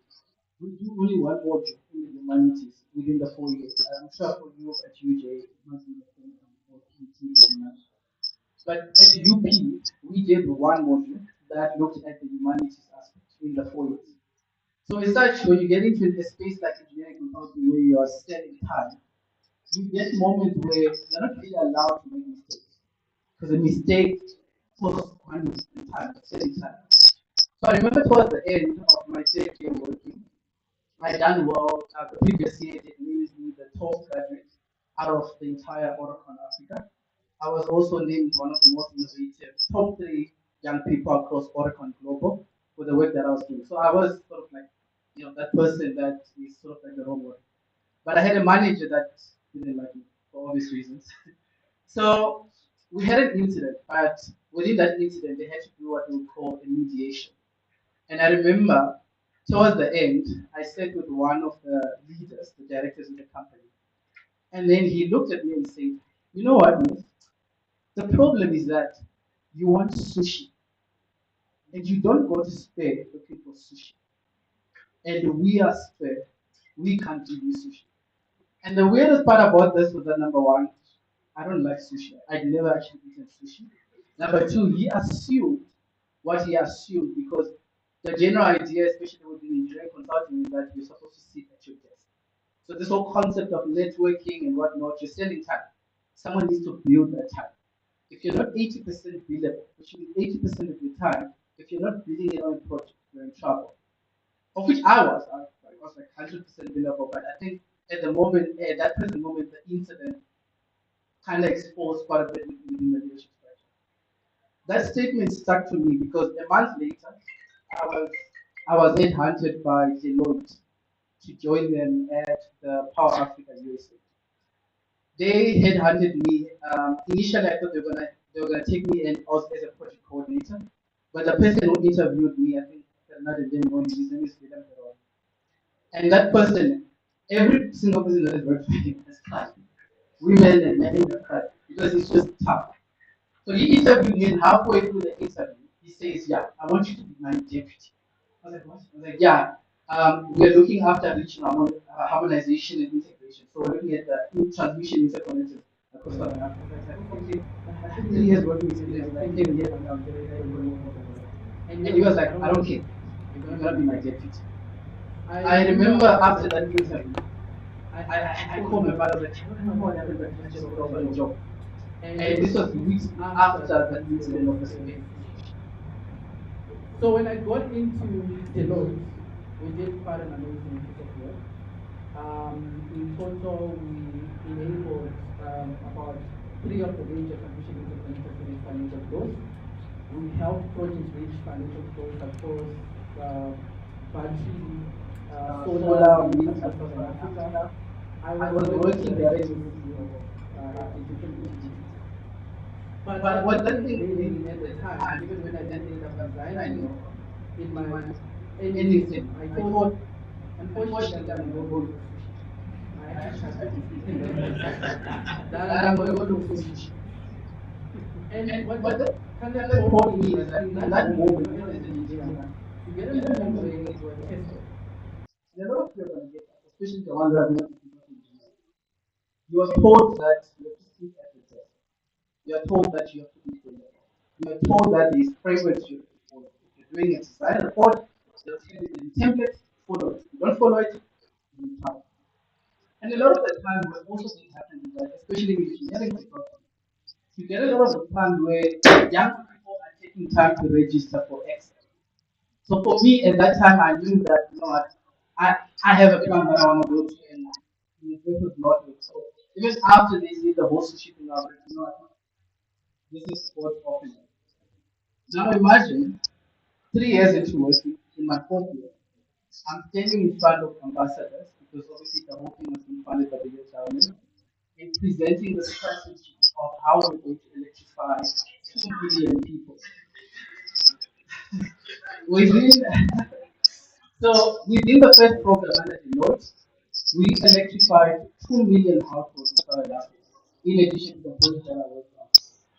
Then after Deloitte, I moved to USA on the follow-on program. Under that program, we're working with about now 5 million people to be electrified.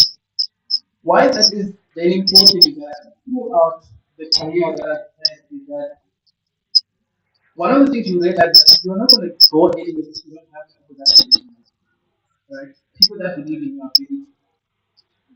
I don't want to lie to you. I have nothing to say. You try in the evening to say, oh my God, I'm going to study in front of people.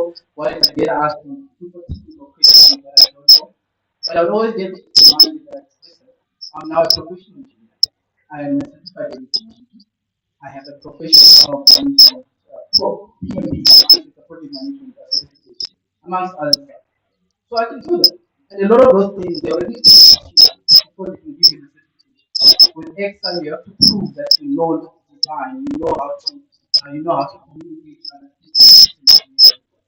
So a lot of the times, what then happens for us is that in the people that have given content are being managed. And I think that's what ties into what Mr. Maboro saying, what all the rest of us people are talking about. You have to have people that believe. Because a lot of the time, when you get into this space, especially with you kind of are alone. We always used to make a joke at one on that. You know, first thing, everybody here doing one. You get started. Oh, I went to UCT. I went to this. Actually, I don't care. You're all in the same level. And it's about who is able to take the opportunity more than anything. And then to pivot out of that, One of the things that I also realized was that, number one, I was quite sure that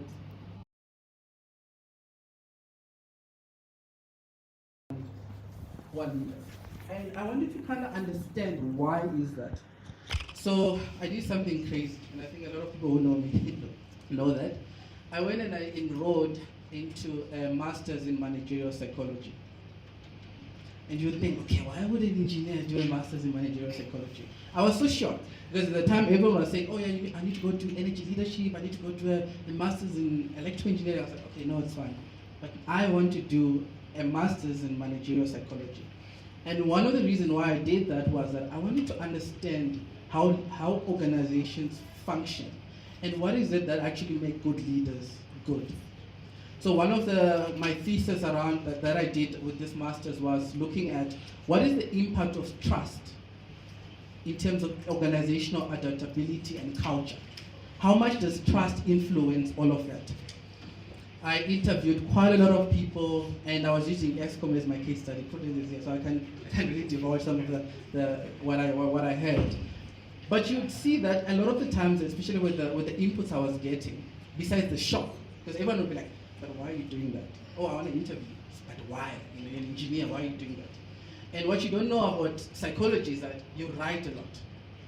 Like, I remember I was writing essays, 10,000 word essays. Every single 2 months, I was writing assignments and whatnot, and my dissertation was just a nightmare. So throughout that whole experience, I knew that out of that experience, I wanted to come out with something which I can be able to use into what I do, especially now as a senior manager at the Energy Council. Luckily enough, finished my dissertation with an upper 85%, 86, graduating with a perfect 4.0. It's quite easy, right? Because you don't get that in engineering. Engineering kind of chows you, kind of. But that was just like, yeah. So every single time now I kind of use that. I don't even talk about my undergrad. I just talk about, oh yes, I have a managerial psychology. Like I did well. But in parallel to that, I then realized that I wanted to then also do an engineering master's. So I'm currently finishing off my UCT master's right now.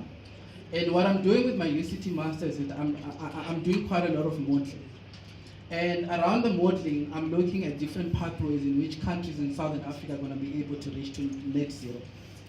It's a one of its kind in terms of the work itself, because the technologies that I'm using there, it's open source, but it's the first time that the design in terms of the modeling aspect is being done the way it's being done. Presented a paper yesterday at a conference called Saiee, and I was shocked. They named me the best presenter out of the whole conference. So, but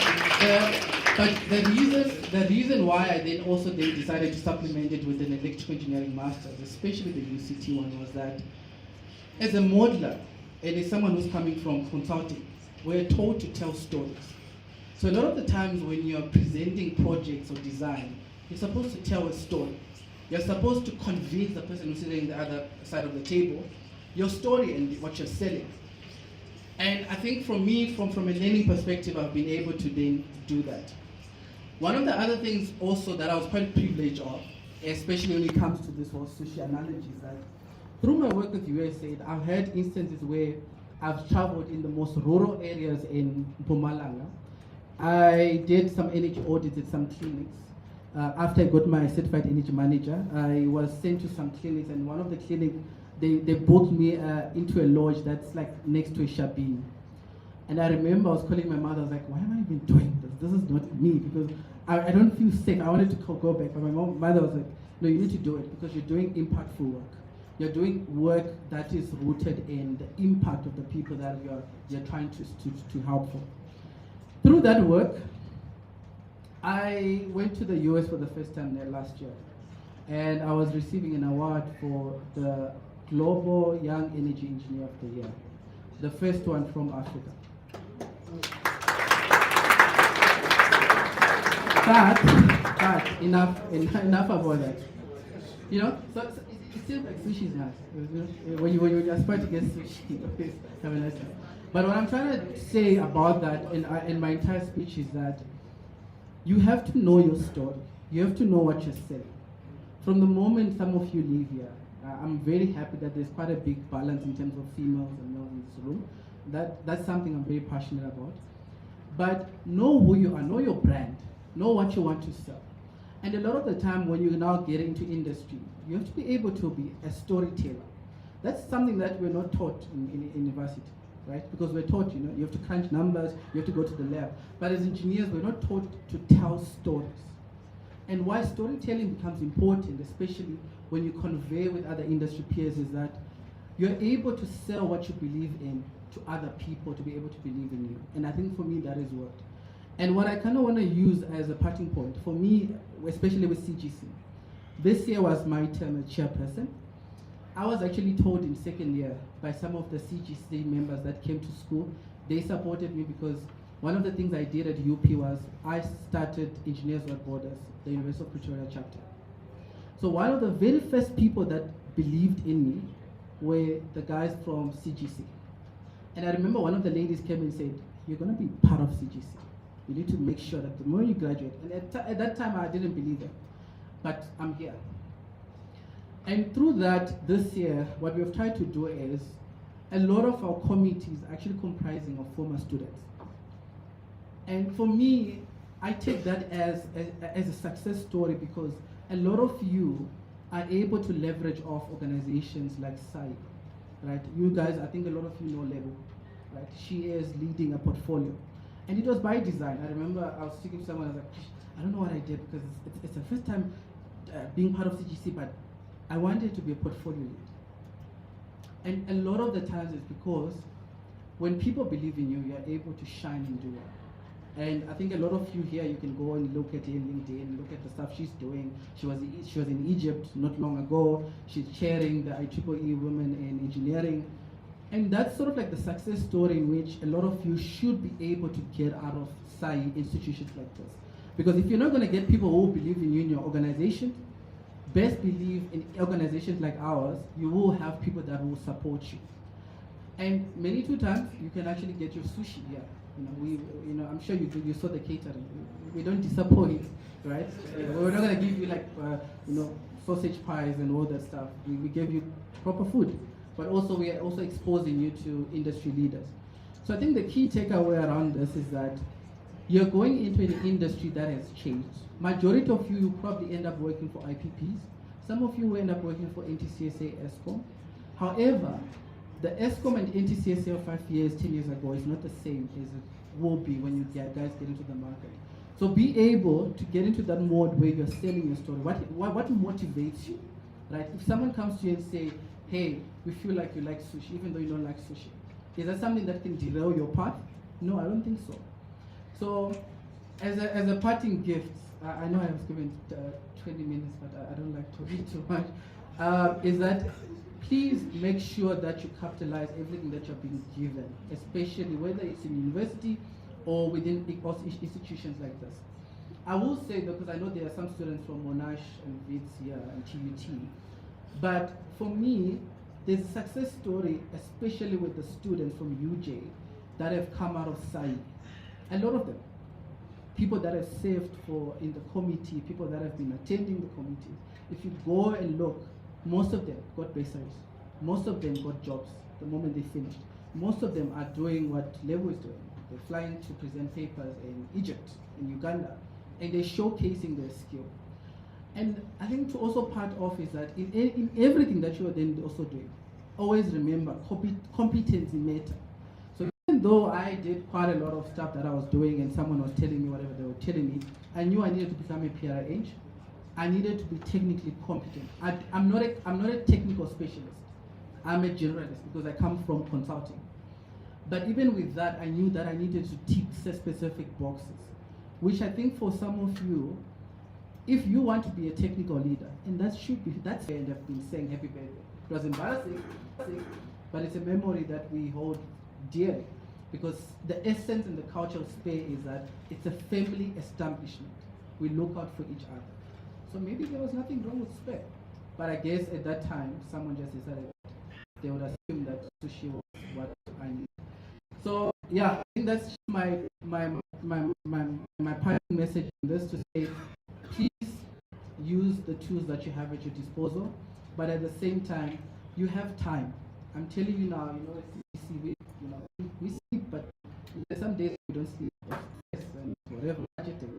You have students that are stressed because they were planning their, but it's all worth it because you get to see good stories like the one of Lebo, Christina Magave, these Toledi Molloy. These are students that came out of this institution at a student level, and they're doing quite well in industry. And that can also be you. And you don't have to be part of the committee. It's just a matter of engrossing yourself in the community. That's what matters. So yeah, thank you guys. Yeah.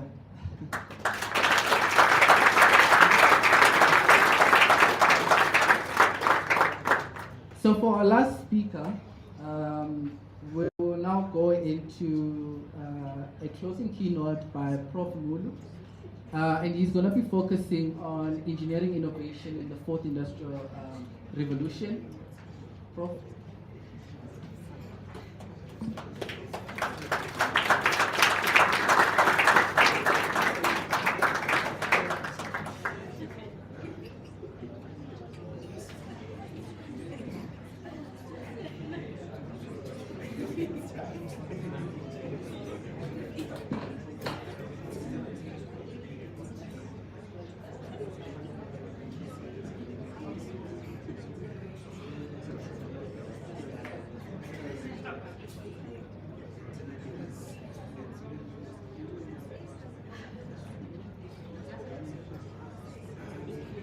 Okay, thank you very much, Program Director.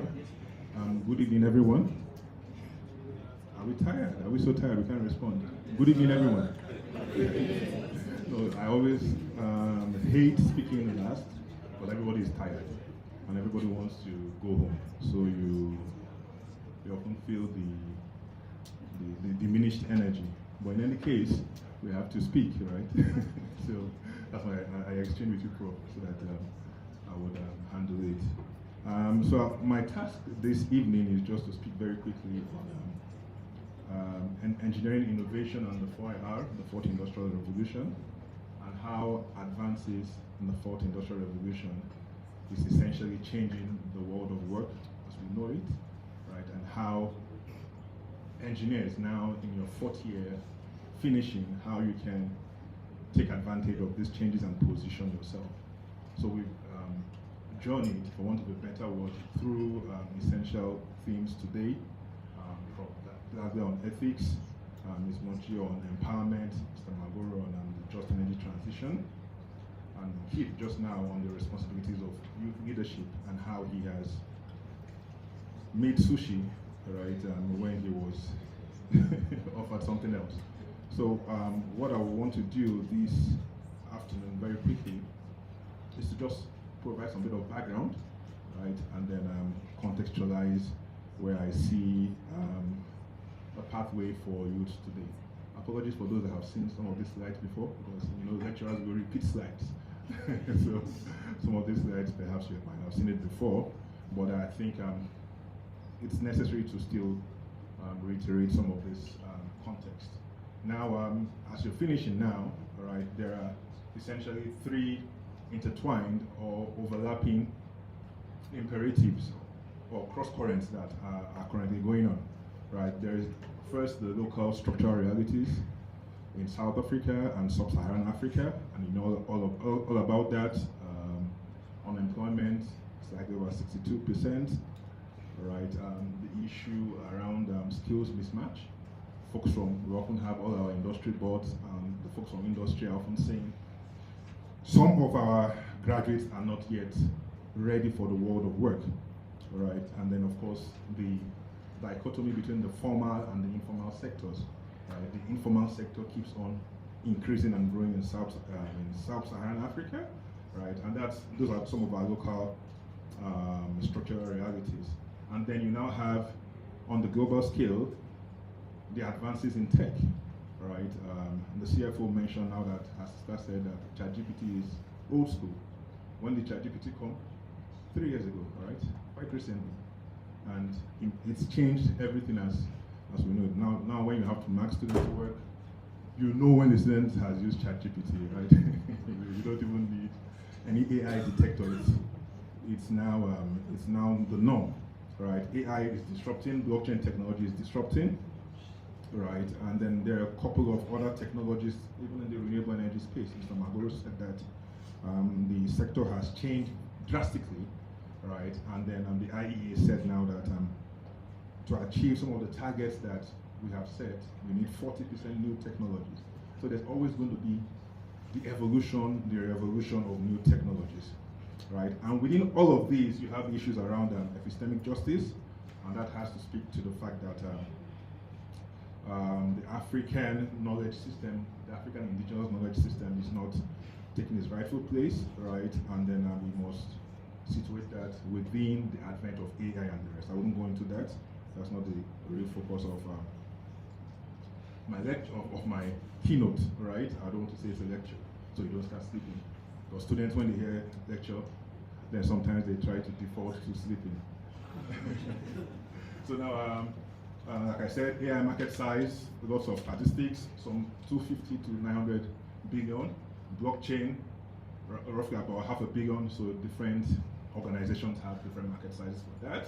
The youth unemployment rate is quite high, 62%.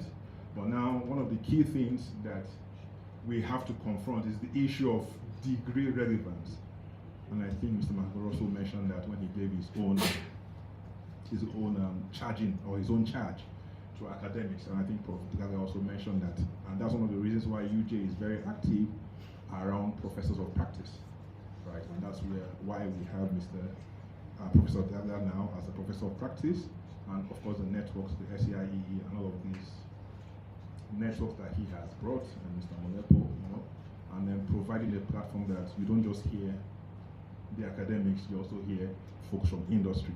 But now, what is happening is now that there is typically that skills mismatch, right? It's not just an academic problem, it's what I would say is an engineering systems problem.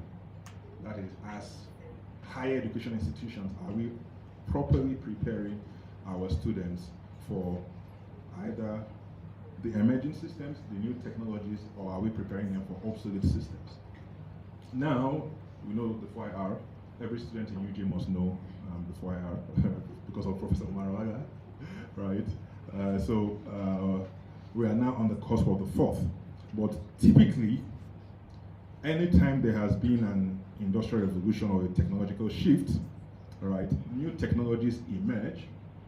So in this case, the first was steam power in the first revolution. The second revolution was electricity and mass production, right? The third was computerization and electronics, and now we're at the fourth, cyber-physical systems.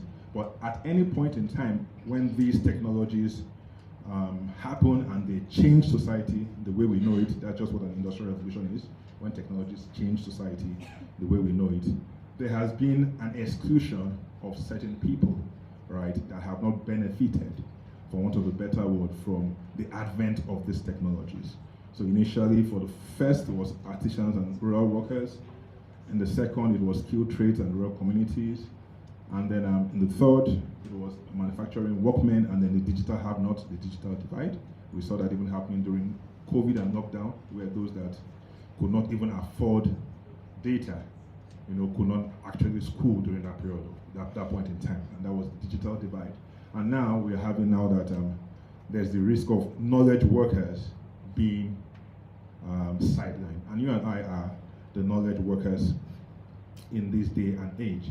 So how do we position ourselves now? One key thing that is happening, especially in most industries with the advent of AI, is what is called the entry-level collapse, right? I see it quite a lot.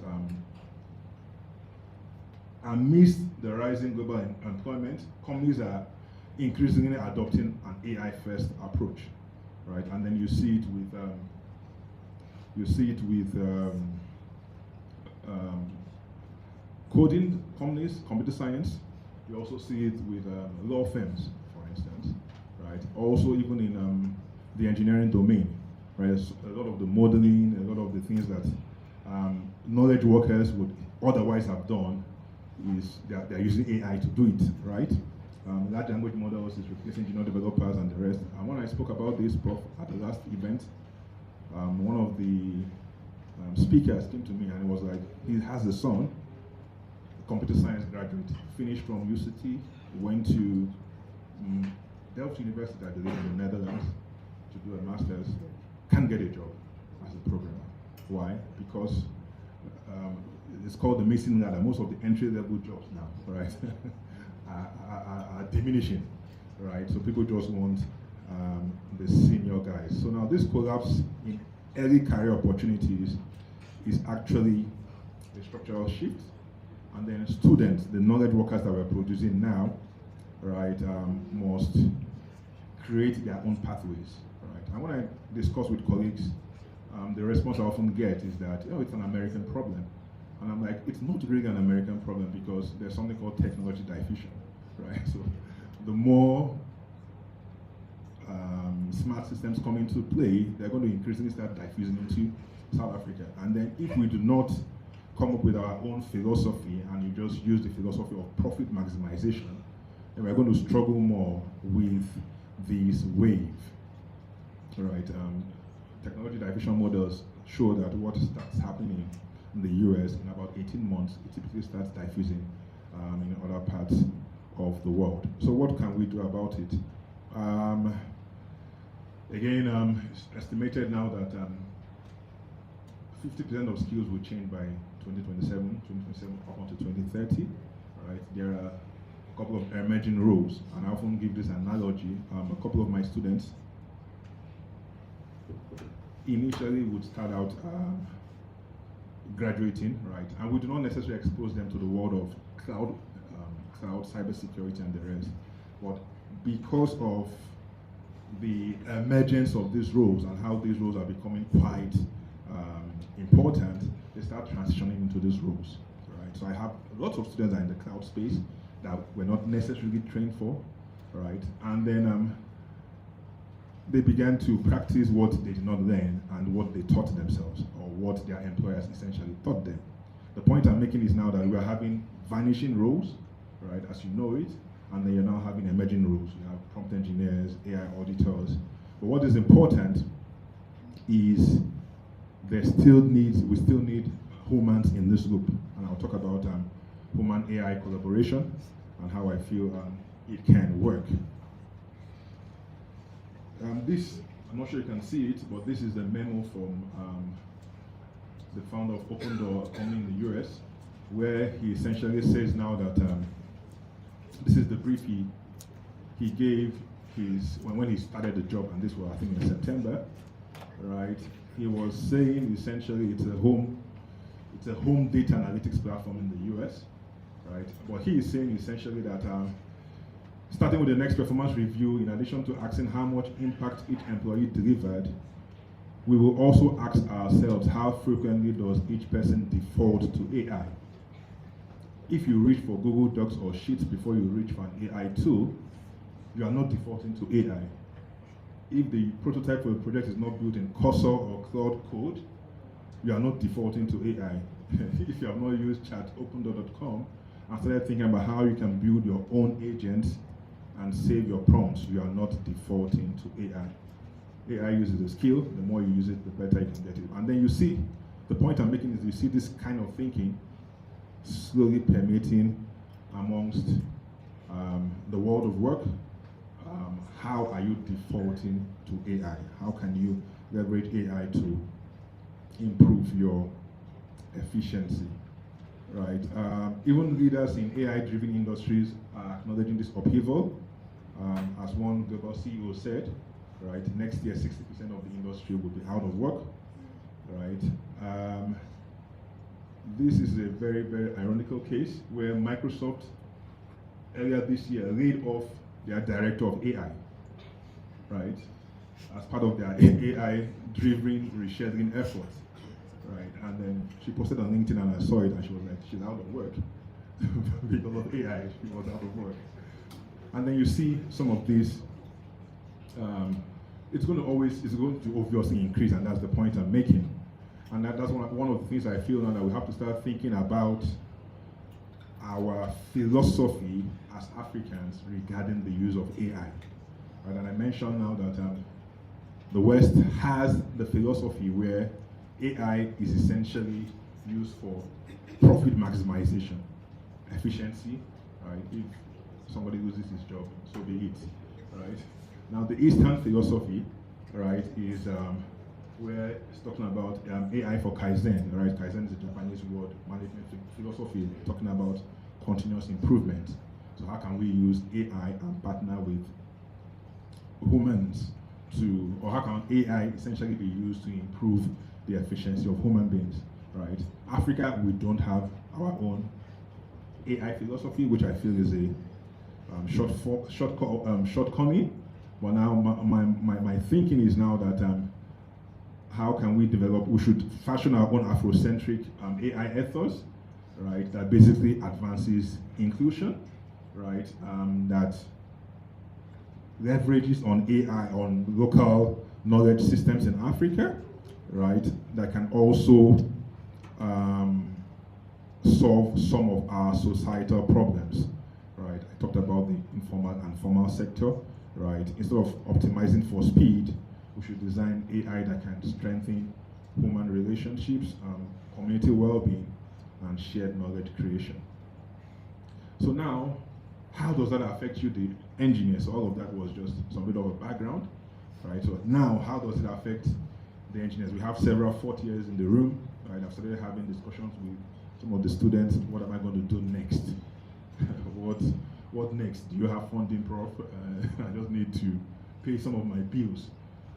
There are a couple of, there's all of these currents of change, right? And then there's also the issue around the energy transition. AI automation, I've spoken a lot about it. There's also the energy transition that the Vice Chair of Saiee also spoke about.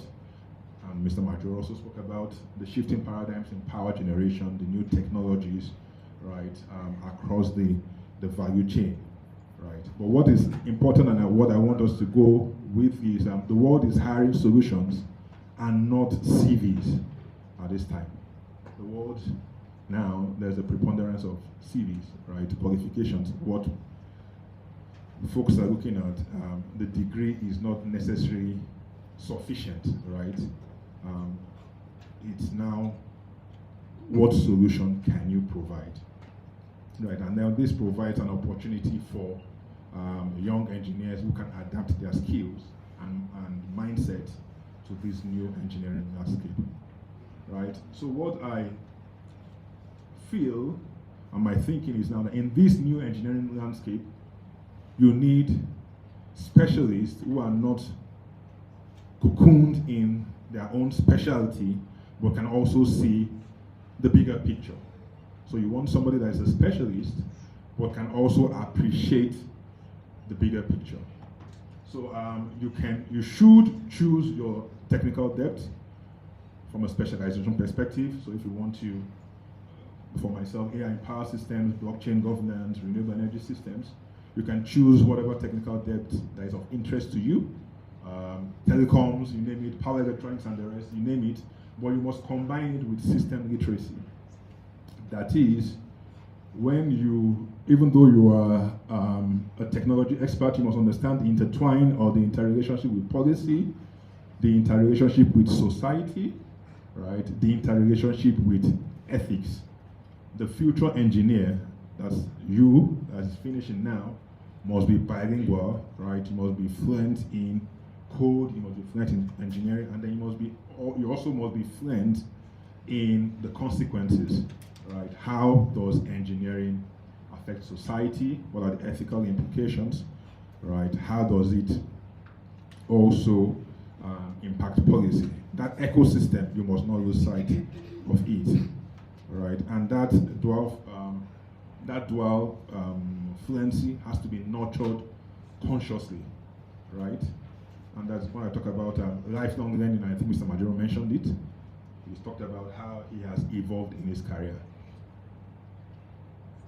5 years from now, 2030, the world of work, the world of electrical engineering would be markedly different from the way we know it now, right? So some of the things you're learning now, you would need to, I wouldn't say discard some of it, but you would need to learn new things, right? So I often tell my students that your degree has an expiry date, but your curiosity should not, right? So your degree, you graduated on this date, but you must still retain the ability to learn new things.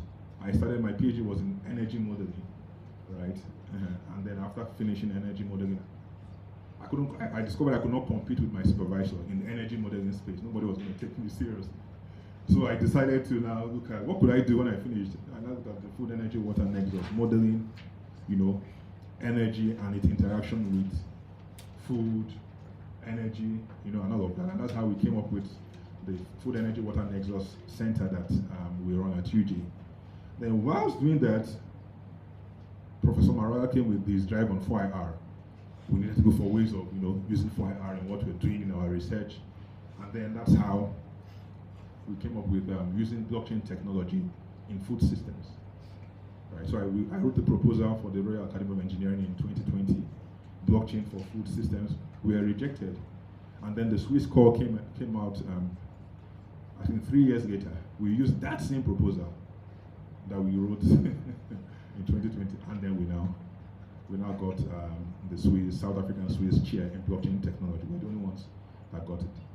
So now we now started doing blockchain in agri-food systems, and then we now discovered now that we needed to actually build capacity in the technology itself, right? And now we are now delving more into computer science, coding, and you see now that your career evolves. You have to learn new skills. And now I don't know what the future is going to hold, but the point is, you are going to change. You need to learn and unlearn, right? And then you have to, I talk about agile learning methods, talk about micro-credentials, right? Short focus certifications that validate specific skills. LinkedIn Learning is very good for it, and Coursera, and all of that. And then you also have peer-led learning, right? That can also help you to, essentially build capacity in that space. So this is what I call 4 archetypes for engineering your future in the 4IR. Now, and this is where I feel now you can broadly classify the future engineers going forward. Now you would have the adaptive technologies, that's those that want to focus on the technology. You have the socio-technical leader, and that's someone that is going to bridge engineering, governance, and ethics, right? The strategy would be to engage in cross-disciplinary projects. You need to speak to those that are not necessarily in your domain. You see how the technical merges with the social, and oftentimes also with the economic, right? So you should actually be socio-techno-economic leader, right? And then you now have the innovation entrepreneur. That's the person that converts research into startups and social ventures, right? And then you now have the knowledge steward, right? That's the person that would embed African epistemologies into tech. So the future engineer must be bilingual, fluent in engineering and in consequences. So you can, and the young people, those that are finishing in 3rd year, 4th year, you can be able to position yourself into any of these 4 pathways and leverage the strategies for continuous relevance. Talking about Mr. Maduro's triangle of success. Right? We should remember that. So, yeah, work is not a job title, it's contribution to community resilience. We are also striving to move from the mindset of jobs to the mindset of value creation, right? Not waiting to be employed, but creating avenues for employment.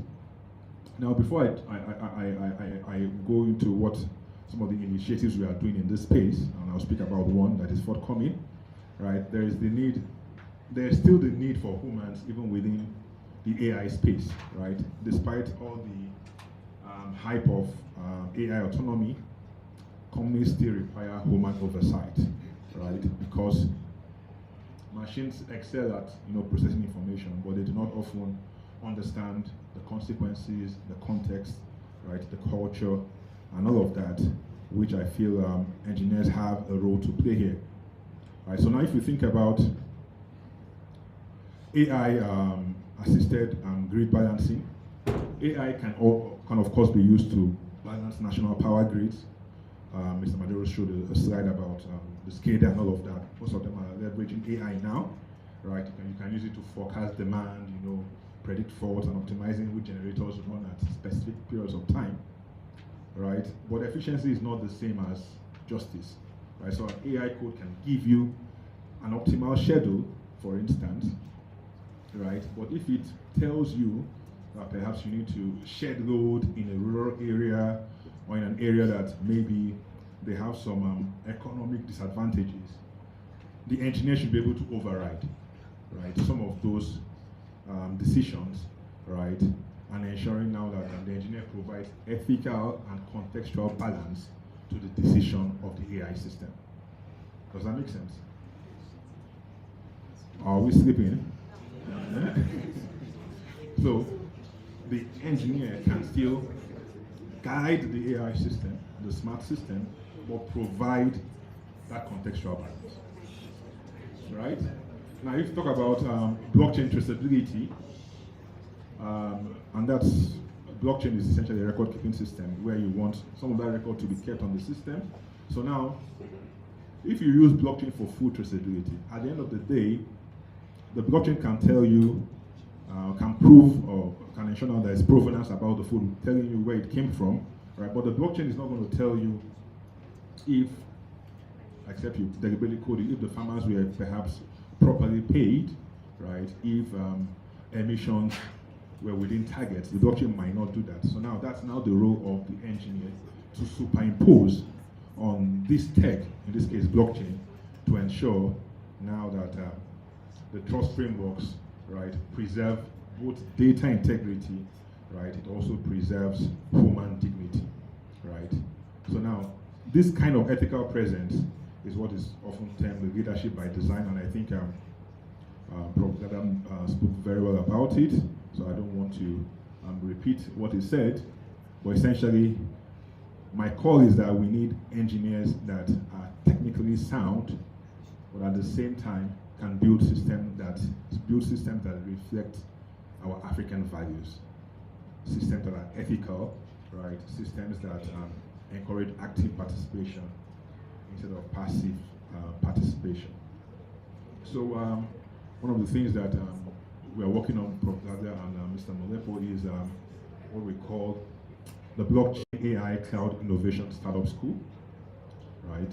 That is, or it stems from our work where we try to train over 500 students in the blockchain space through our, we call it DBB, Demystifying Blockchain Bootcamp, right? But our goal is to provide a system where we introduce students to these technologies, blockchain, AI, cloud, but then walk them through the innovation process and how they will not just be job seekers, but can work towards being job creators. So we're working with, we're speaking to a couple of the key players in the ecosystem, right? And then the aim is now that you're not just getting a certificate, you're coming up with an idea, you're coming up with a solution that can place you to not just be in the job market, but create value in the system. So we are hoping to, we are going to run this from the 17th to the 25th of, the weekend, so 17th on the Monday to the 21st of November 2025, after you are done with your exams, right? So there would be funders will be there will be demos, there will be a hackathon at the end, right? And then there will be micro credentials that will be given to students, right? So I want to encourage you to be part of it, right? Send an email to blockchain@uj.ac.za, right? Let's get a framework within 1 week where we can quickly run a crash course and impart some of these skills to you. So that's it from me. Thank you very much.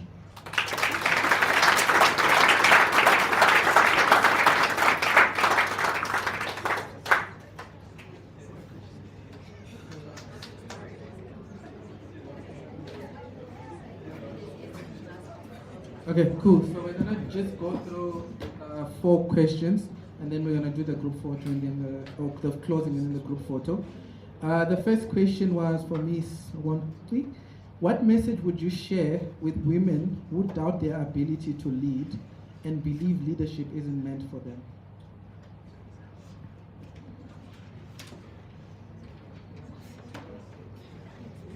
Miss Prudence next to me was laughing because what a difficult question. I don't think there's such a thing that leadership isn't meant for you. Because as I said earlier, if you believe that you want to make an impact and you want to make a change, that is leadership. So you have to divorce this title and position to what leadership is, because we've made the two.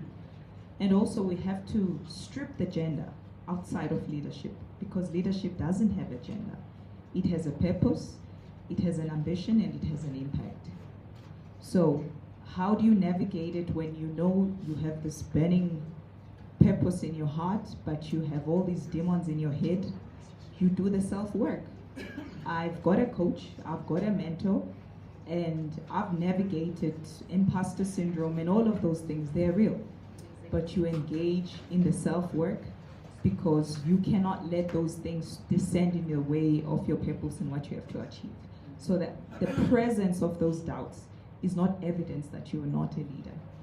It's just one of those things that you have to do it afraid. You feel unsure, you feel incompetent, but you step out anyway and you hope for the best. Thank you.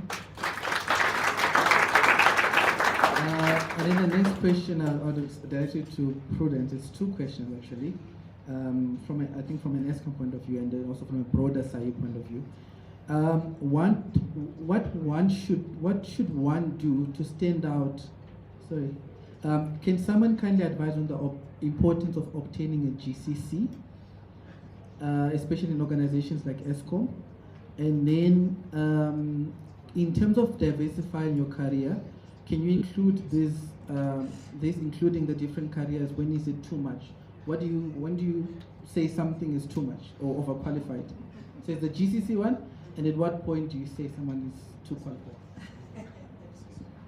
I'll leave the last one to the professors. Yeah, so there's an importance and context for everything. So when it comes to GCC, it depends where you are, and it's mostly used for mining. It's a government certificate. It depends on the application.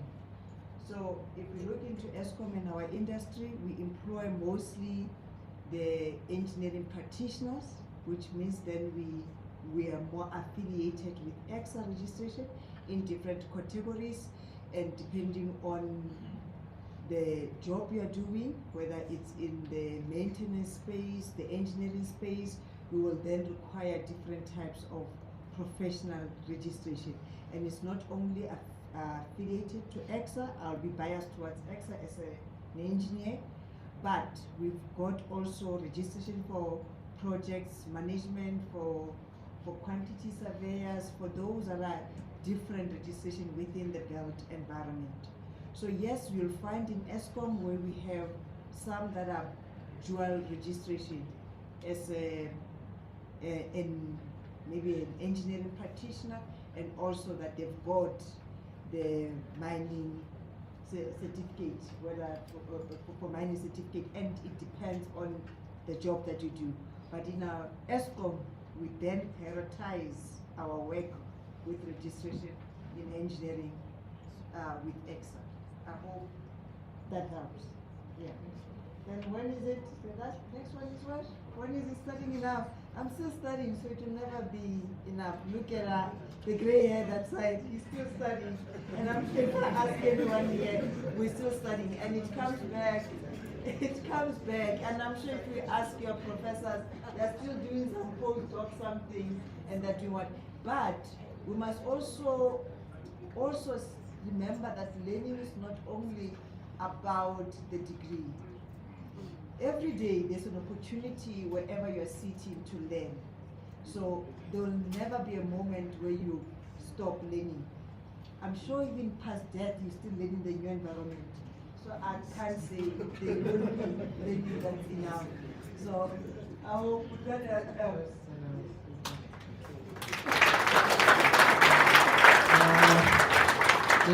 Then the next one is for Mr. Magoro. You mentioned that we should create our own development plans. What is a personal development plan, and what does it look like? Yeah, so a personal development plan is, what does it look like? So it's usually, I'll use the example of ESCOM. So I've mentored so many young engineers in my days.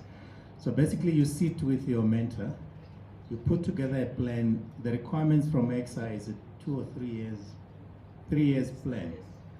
And that plan indicates, in ESCOM we used to say, it might be 3 months in a power station, 3 months in a distribution maintenance environment, 3 months in a transmission system operator. So that's what it looks like. So it's a detailed plan of what you're going to do, where, how long it's going to take you, and that plan must be signed off by yourself and your mentor.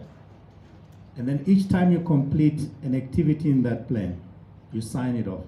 And then at the end of your training plan, that becomes your portfolio of evidence that you then take to EXA for registration.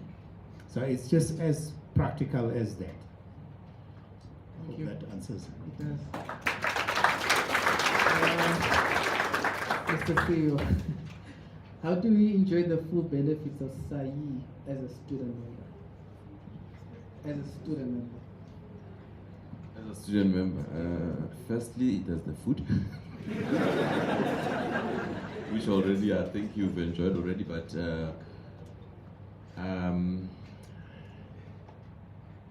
we've been here from 2 o'clock, it's now 5 o'clock. It was full 3 hours of benefits that you've already received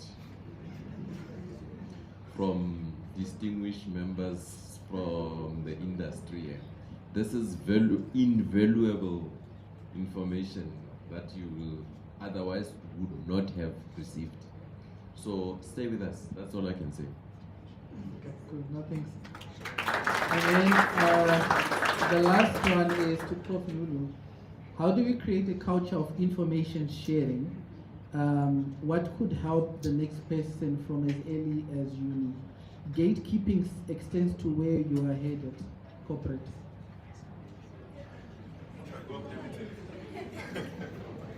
How do we? Okay, you can read it.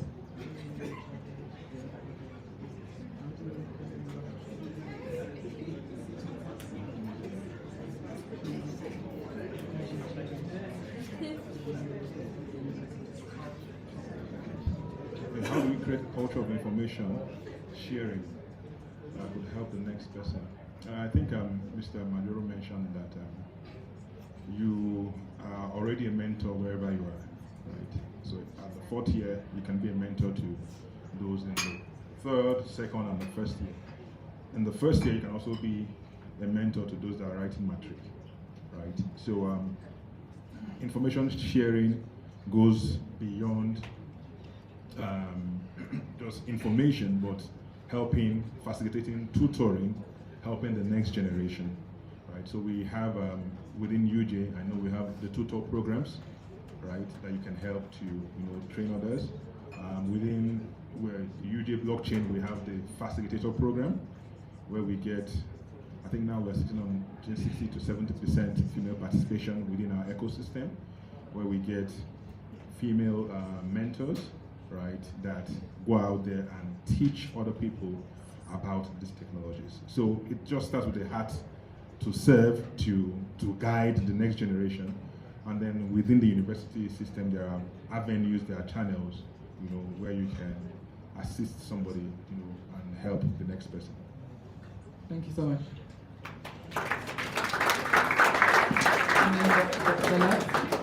And the last question was around, are we going to be organizing more events like this? Yes, you'll be getting, I think the plan is to bring more companies. I think you saw today with NTCSA, but as time goes on, we want to introduce more companies. There is also a bursary program within Saiee. They do release and market out every year. We also might be having a site visit to Umoyeni wind farm in Mpumalanga. So for those who are interested, just chat to Pamelo. The TUT guys, the chair is there, and then the chair for Monash is not here, so yeah, just chat with them. But Seriti Green offered to open up a site visit for the university, so we are hoping to do that. And then the other thing also is that we will be doing quite a lot of this career guidance seminars and whatnot, so look out for that, but also just chat with your student chapter chairs. They'll tell you in terms of the program. And then sometimes if you guys want to do a site visit to specific companies within Gauteng, just chat with the chairs, and then we can facilitate with those companies to go visit. So for example, some of the Eskom power station, if you guys want to go visit, then we can facilitate that. And obviously those are some of the benefits for as students. So we are at the end of our program. I just want to call the Vice President of Saiee to just do a vote of thanks, and then we're just going to do a gifting. And then Bongi is going to come and just direct us to take the group photo. Out of this event, you're all going to get certificates of participation for the Leadership Symposium. I understand for the UJ guys, you need it for your final year or something in terms of hours, but also you can, and you will be able to use it on your CVs also as a certificate that you can use to ramp up your CVs. But those will be sent out to you by mid next week. Thanks. Brilliant.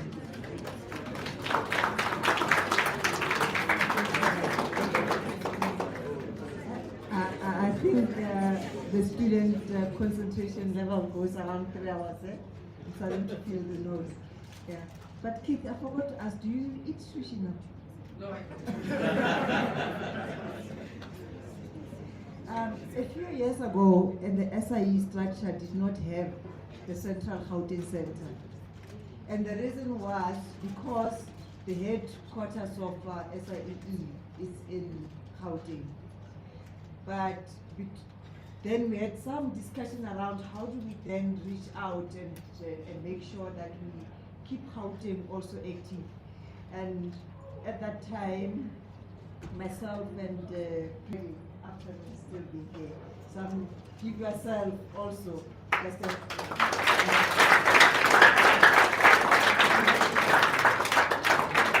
and the speakers today talked about a lot around leadership and how you maneuver your careers around that. But I think the start of many of this and the volunteerism of what we do, like we say, we've been throughout 24 years, I've always been in the Saiee and also participating voluntarily in this structure. But the network and the network of the networks that I've created around just being in these structures, it's really one of the things I think from being a member of the Saiee and that we should sell more to say the network of what we've created throughout the years is more valuable.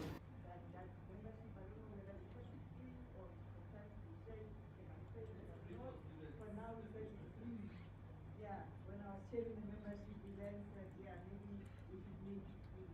But I think from today and the question asked around sharing more, that it's also for the CGC to continue with that way. But to the speakers that we had today, and I'm also feeling a big privilege that I receive former ESCOMites that are making us proud and continue to make us proud, from our previous CEO, from previous DMs that we have stepped and still learning from them and working the path that they have walked. I'm really proud that we still take the time to share and be seen to care about the young ones that are coming behind us. So I really appreciate you here and the time that we have shared. And I think it was also to the program director, how we said it, also we had the non-engineers, non-technical people on the program. I think we brought a different voice to how we think, and also as we diversify and show the structures that are diversified, you also brought that. But I must also say from the Saiee, we have what we call an association. So what that does is not for engineers, but it's for those that are friends of the Saiee, but are not from our traditional engineering practitioner qualification. So you're welcome. I will see you've got a candidate. So we call them associate practitioner with the Saiee. And that for us is about diversifying and allowing engineers to see possibilities outside of the engineering space. And we welcome to open to have membership from that as well. So I hope we will see more and more non-engineers into our programs. But I think the message that we can take today, besides the sushi and not going to fair for students, is that we always have a choice to make. And leadership and us showing up the way we do is a choice that we wake up and make every day. And we'll be challenged to make the choice between doing the right thing and doing the right thing. And we